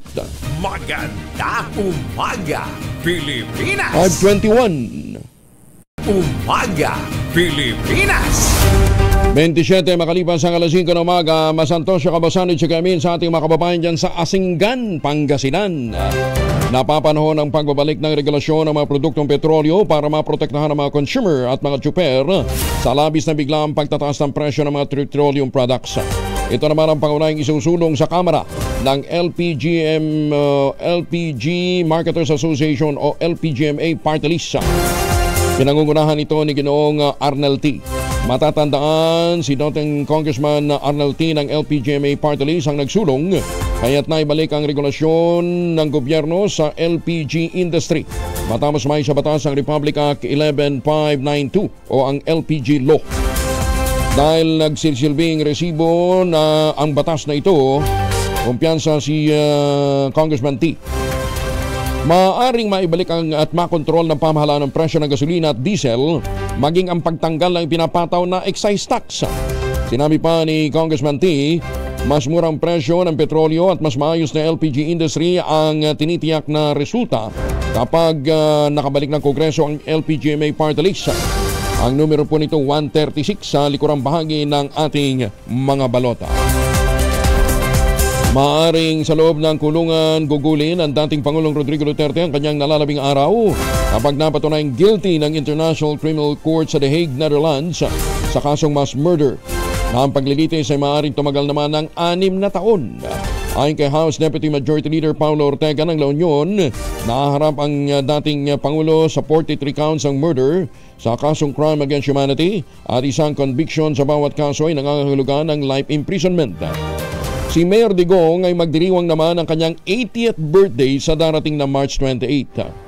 Nakipagtulungan ang Philippine National Police sa International Police o Interpol upang ipatupad ang arrest warrant na inilabas ng ICC noong March 7 matapos itong umuwi sa bansa mula Hong Kong noong March 11. Sa ilalim ng panuntunan ng ICC, ang conviction ng isang murder lamang ay maaaring umabot ng hindi bababa sa 30 taong pagkakakulong at hanggang sa habang buhay na sentensya. Ganyan pa man ang Global Court ay hindi naglilitis ng isa-isang kaso ng pagpatay bagkus ito po ay tinatawag na crime against humanity. Pinuri naman ni Senator Bongo, chairperson ng Senate Committee on Health, ang turnover ng isang super health center sa Piñan, Zamboanga del Norte. Sa kanyang video message, muling inulit ni Senator Go ang kanyang commitment ng pagpapabuti ng healthcare access, lalong-lalo na sa mga malalayong lugar sa bansa. Binigyan din itong ang pangangailangang ilapit ang serbisyong medikal sa mga komunidad upang matiyak ang napapanahon at sapat na pangangalaga. Gender inclusivity, karapatan ng mga manggagawang kababaihan, itataguyod naman ang trabaho party list. Detalye ng balita mula kay Idniel Parosa, RH52. Idniel, good morning.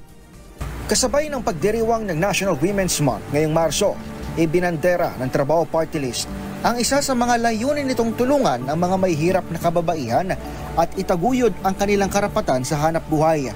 Sinusuportahan ng Trabaho Party List sa mga programa ng Philippine Commission on Women, partikular na sa aspeto ng gender inclusivity, gaya ng pagkakaroon ng patakaran na layong palakasin ang papel ng kababaihan sa trabaho.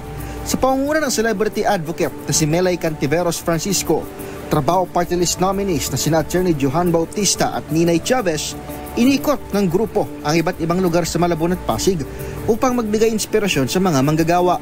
Batay sa datos ng Commission on Population and Development nitong Marso, nabatid na mas mababa ang labor force participation rate ng mga babae sa 51.2% kumpara sa mga lalaki na nasa 75.4%. Kaya't nagresulta ito sa mas mataas na unemployment rate para sa kababaihan, katumbas ng 8.2%. Kaugnay nito, isinusulong ng Trabaho Party List ang pagkakaroon ng pantay-pantay na sahod sa lahat ng manggagawa, mas mahigpit na mga batas sa paggawa, kawalan ng diskriminasyon at pananamantala sa trabaho, pagtulong sa kababaihan sa pamumuhunan at pagsasanay sa negosyo para sa kanilang pag-unlad.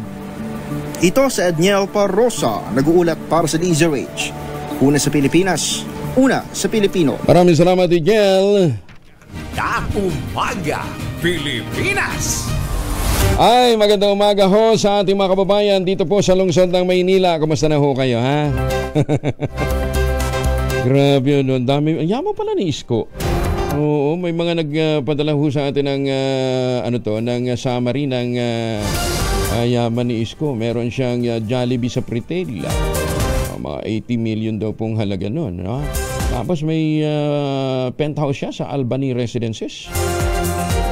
8 million palagi yung halaga yung Toyota Land Cruiser. Mahal pala nun.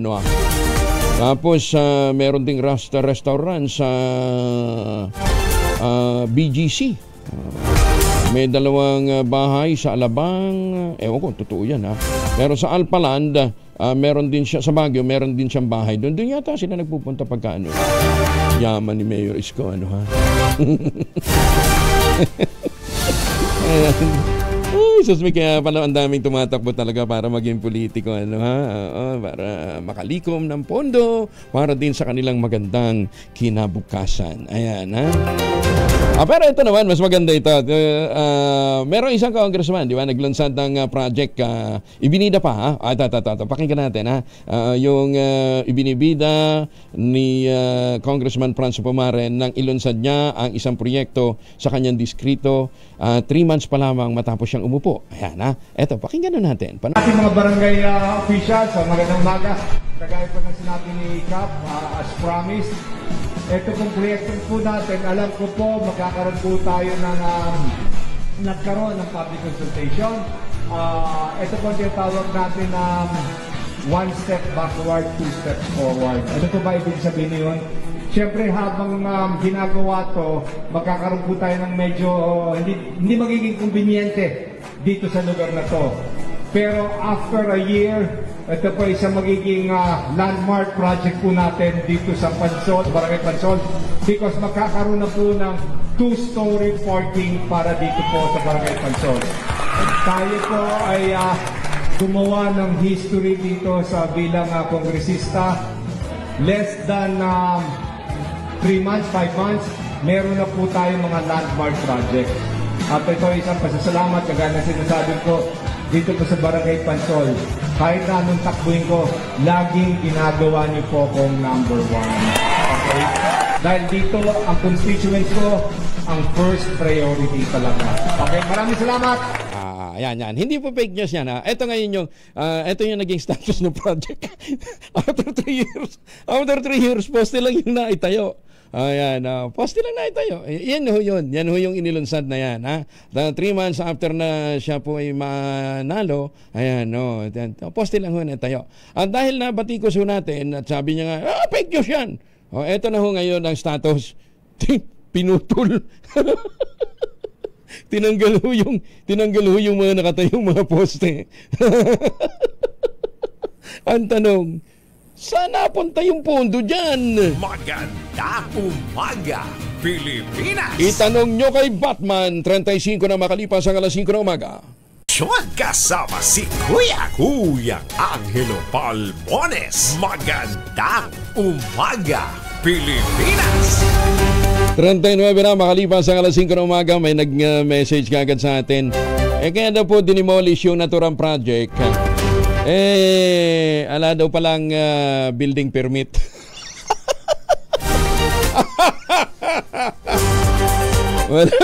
Walang building permit. Kaya daw na ito hindi maituloy-tuloy dahil una-una obstruction, pangalawa walang building permit. Ay, naku, kawawang mga kontraktor. Sige, doon sa mga kontraktor na nag-a-advance sa mga kumakandidato ngayon, good luck, ha?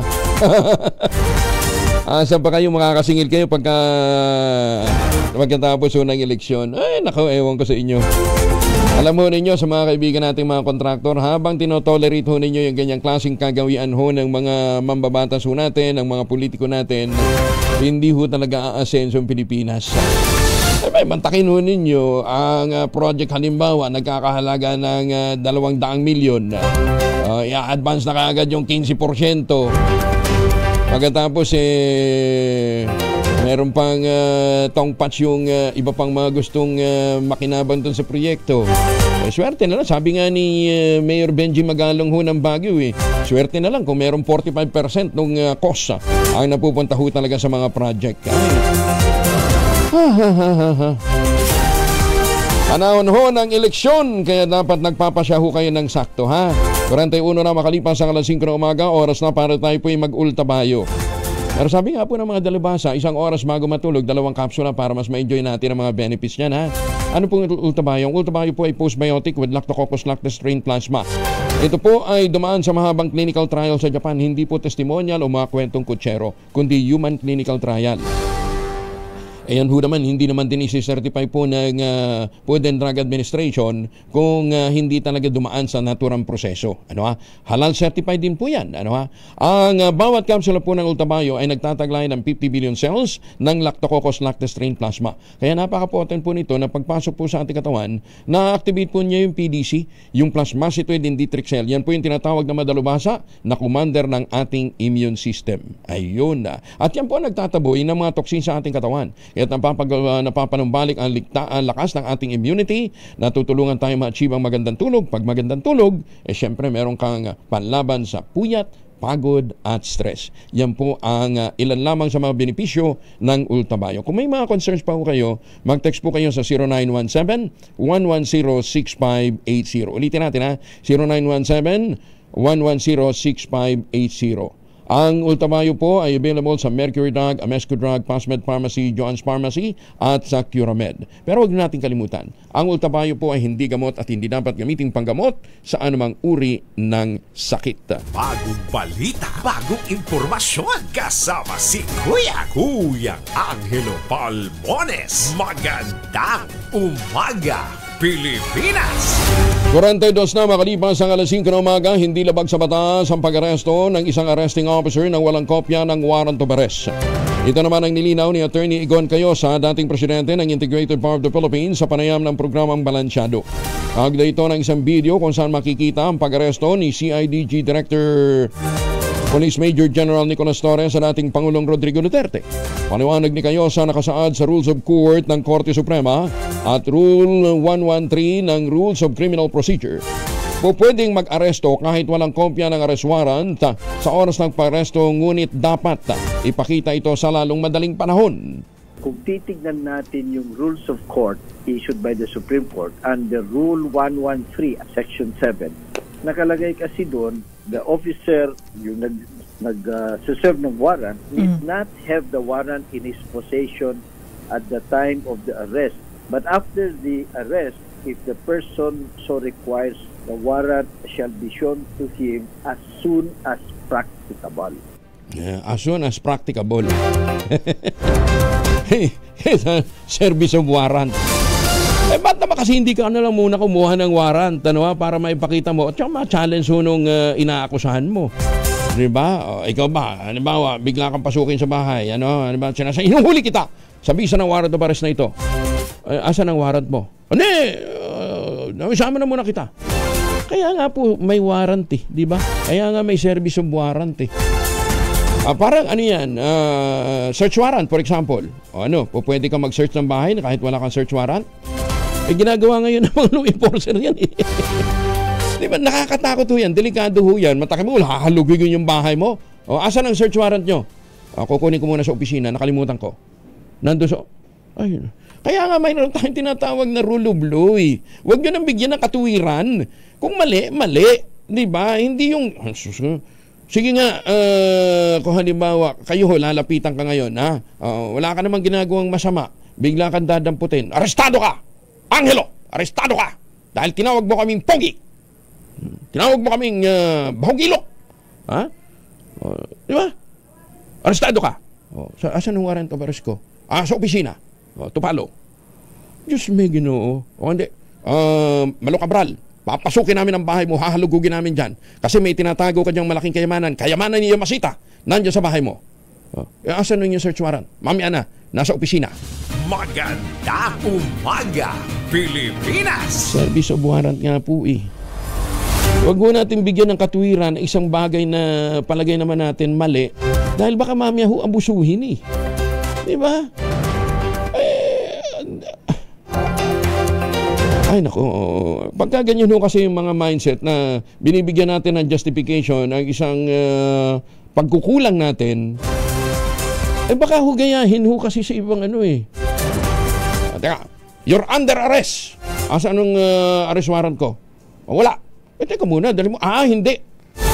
Bitbitin kita. Nanlaban. Nabaril. Nanlaban ka kasi. Wala ka namang warrant. Ay, sus may Ginoo. Baka po pwede sa ating pong sa ating Chief Justice. Baka naman po pwede magkaroon siguro tayo ng ng reorientation sa mga law enforcers natin Ituwid lang natin. Kasi nalalagay sa alanganin ang ating pong mga kababayan. Mismo si General Torre nagsasabi, gina-justify na pwede kang maaresto kahit wala kang hawak na warrant of arrest. Paano nga i-challenge yun ng isang inaaresto? Paano kung hindi sumama ng maayos? Nagkaroon ng kaguluhan, di ba? Ay, sus meo. Ngayon ba, si-search yung bahay nyo. Kayo ba papayag pumasok sa bahay nyo nang walang search warrant? Di ba? Huwag naman ganun. Binibigyan natin katuwiran ang isang pagkukulang, ang isang pagkakamali. Sana po, kahit pa sabihin natin teknikalidad, pwedeng ipresenta ka agad. Pwede naman presenta.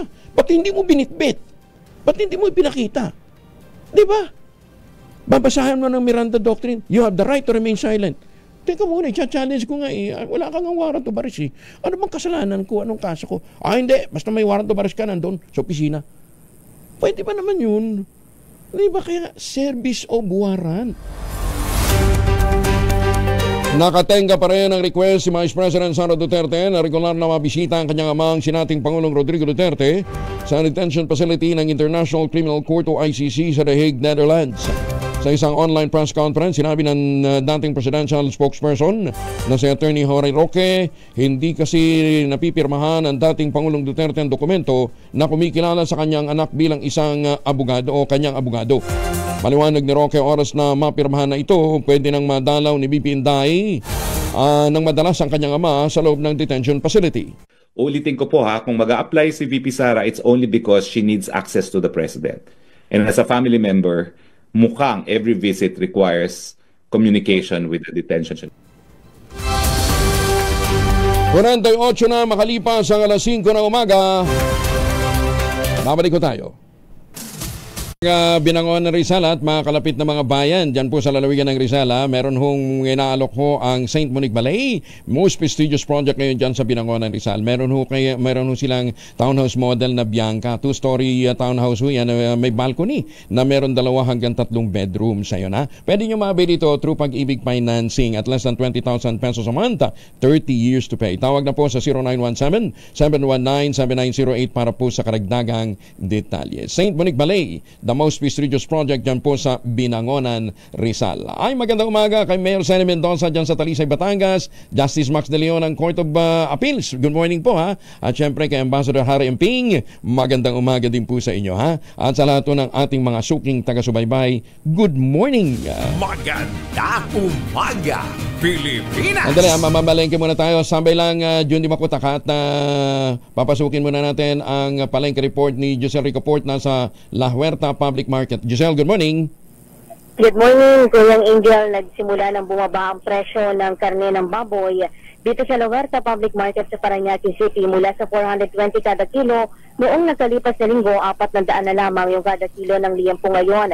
Habang ang laman o kasim 360 kada kilo mula sa 380 pesos. Ang pork chop naman mabibili sa 360 kada kilo mula 380 kada kilo. Habang ang ribs, pata at buto-buto pare-parehong 300. Pero mas mahal pa rin yan sa 380 kada kilo na MSRP sa liempo at 350 naman para sa pigi at kasim. Ayon sa mga retailer, asahan na magtutuloy-tuloy ang pagbaba ng presyo ng karne ng baboy sa mga susunod na araw dahil mababa na sa 305 kada kilo ang presyo naman sa farm gate. Samantala, ang manok naman dito sa pamilihan mura na sa 170 kada kilo mula sa 200 sa mga nakalipas na araw. Ang hita at pecho mabibili sa 180 hanggang 190 kada kilo. Ang pakpak 200 hanggang 220 pesos kada kilo. Habang ang atay balunan 200. Samantala sa isda, ang tilapia nakapako sa 160 kada kilo. Ang bangus 200 ang kada kilo. Ang sapsap 400 pa rin ang kada kilo ngayon. Habang ang sarigin po nakapako din sa 280 pesos. Bumaba naman ang presyo ng galunggong sa 320 kada kilo mula sa 360 habang ang dalagang bukid bababa na rin ng 40 pesos kada kilo, 360 pesos na lamang. Habang ang tulingan 280 kada kilo ngayon mula 240 pesos. Ang tambakol naman tumaas sa 280 mula sa 240 pesos. Ayon sa mga retailer, asahan na magmamahal ang presyo ng isda pagpasok naman ng Holy Week o Semana Santa dahil sa inaasahang mas mataas na demanda. Ito si Giselle Ricoport para sa Regeneration na sa Pilipinas, una sa Pilipino. Maraming salamat, Giselle. Magandang umaga, Pilipinas. Yun daw pong Jabida Massacre Commemoration na isang holiday sa BARM at yan pong i-update sa atin ni Jun Di Makutak Aris 19. Kasama niya si MLLF Chair Muslim Bensema. Jun, assalamualaikum, Brother Jun. Jun? Nawawala si Jun sa linya. June? June. Ha? June. Oh, okay. Maganda umaga, Pilipinas! Dali, try natin ulit. June, okay ka na? Hindi, baka hindi lang napindot.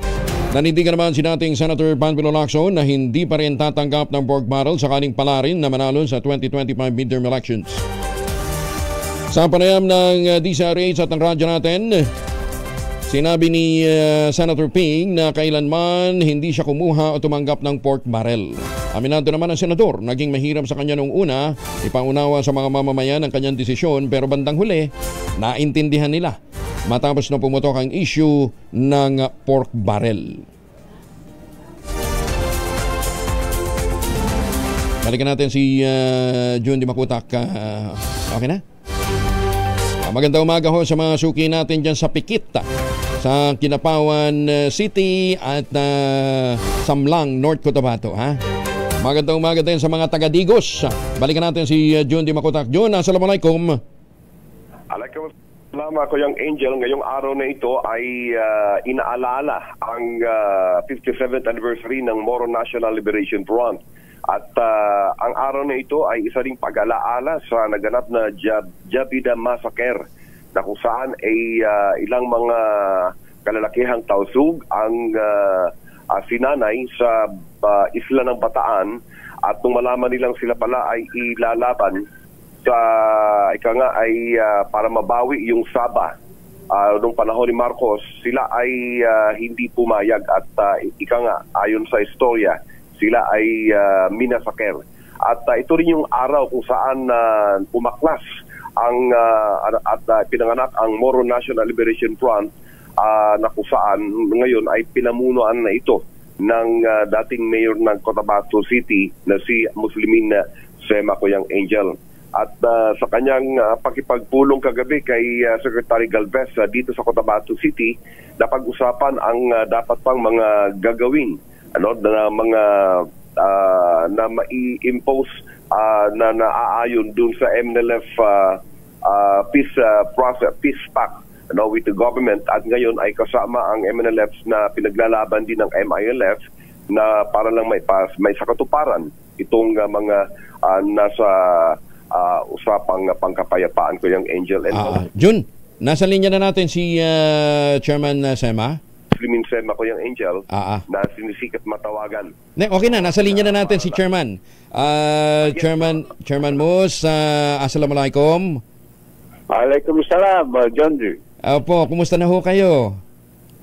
Mabuti naman po. Ayan, alam ho ninyo, kami nagpapasalamat sa ating mga miyembro ng MN, ng MI, mga iba pang grupo ho ng mga iba pang grupo ng ating mga kapatid na Muslim, regardless of the clan. Ang tahimik ngayon ng Mindanao. Siguro may mga kaguluhan nangyayari related to politics, but overall very peaceful ho ang Mindanao, and yan po isang bagay na ipinagpapasalamat ho ng ating mga kababayan dyan, dahil nararamdaman ang pag-usad ng iba't ibang mga probinsya na nasa ilalim po ng Land of Promise. John, nasa linya na natin si Chairman. Go ahead. Yes, hello. Yes, good morning. Ano po ang mangyayari at nasa isang taon naman tayo ng pag-alaala ng Jabida Massacre kung saan pinanganak itong MNLF, Chairman Sema? Well, sa aming pakiramdam ay maganda. Simula po ng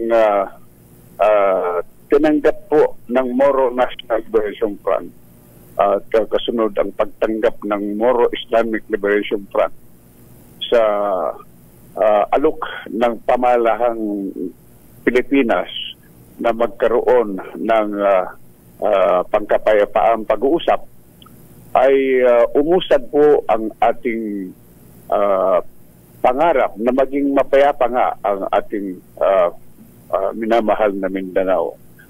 Bunga po ng mahabang taon na pakipag-usap sa kapayapaan simula noong 1976. ay meron po tayong narating. Bagamat hindi lahat ay ito po ay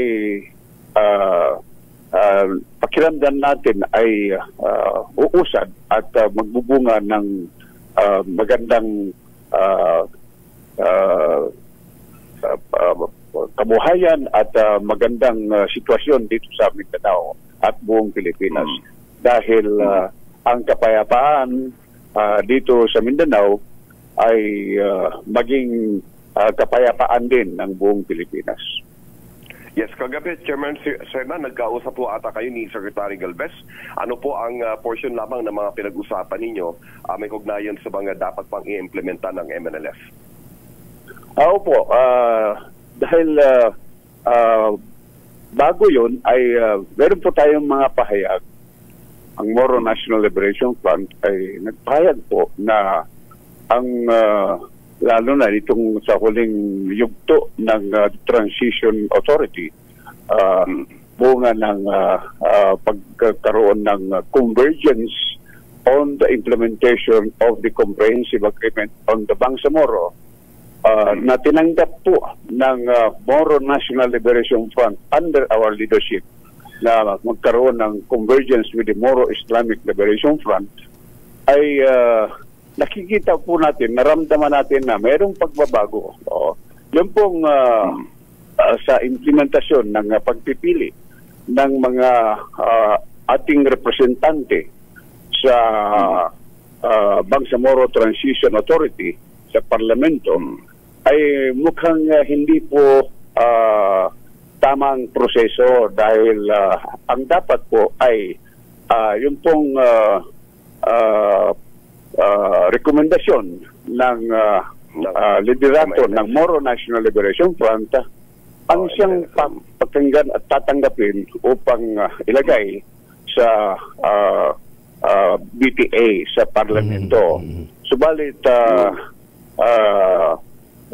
na-obserbahan po natin na ang ating mga listahan na nire-recommenda ay hindi po nasusunod at iba po ang nakukuha.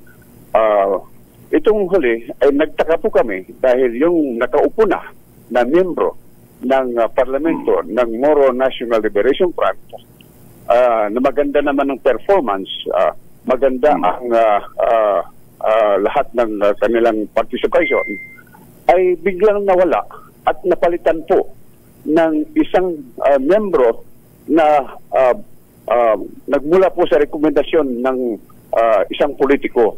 So, ating kini-question po ang proseso ng pagpili, paglalagay ng mga membro ng parlamento mula sa amin at nabasa po rin natin na meron din pong complain ang Moro Islamic Liberation Front ukol sa proseso ng pagpili ng mga membro ng parlamento na dapat ay nanggagaling sa legitimate recommendations ng organisasyon ng Moro Islamic Liberation Front at ganoon din sa Moro National Liberation Front. Yes, mahaba-habang usapin ito, Chairman Musema, no? At nagpapasalamat kami at kahit paano ma-open nyo ngayong umagang ito. At susundan po natin ito ng any follow-up pa, Kuyang Angel, dahil napaka-significant itong issue. Tsaka papunta dyan si Chairman si Chairman George Garcia para doon sa sa signing ng manifesto at ng solidarity and pagtutulungan para sa peaceful election. Okay. Sige, Jun. Ngayong umaga ito. So maraming salamat. Sukran, Chairman. Okay, maraming salamat po. Babalikan po namin kayo anytime. Mula dito sa Mindanao, RH19, June Dimacuta, DZRH, una sa Pilipinas, una sa Pilipino. Maraming salamat, June Dimacuta, Sukran.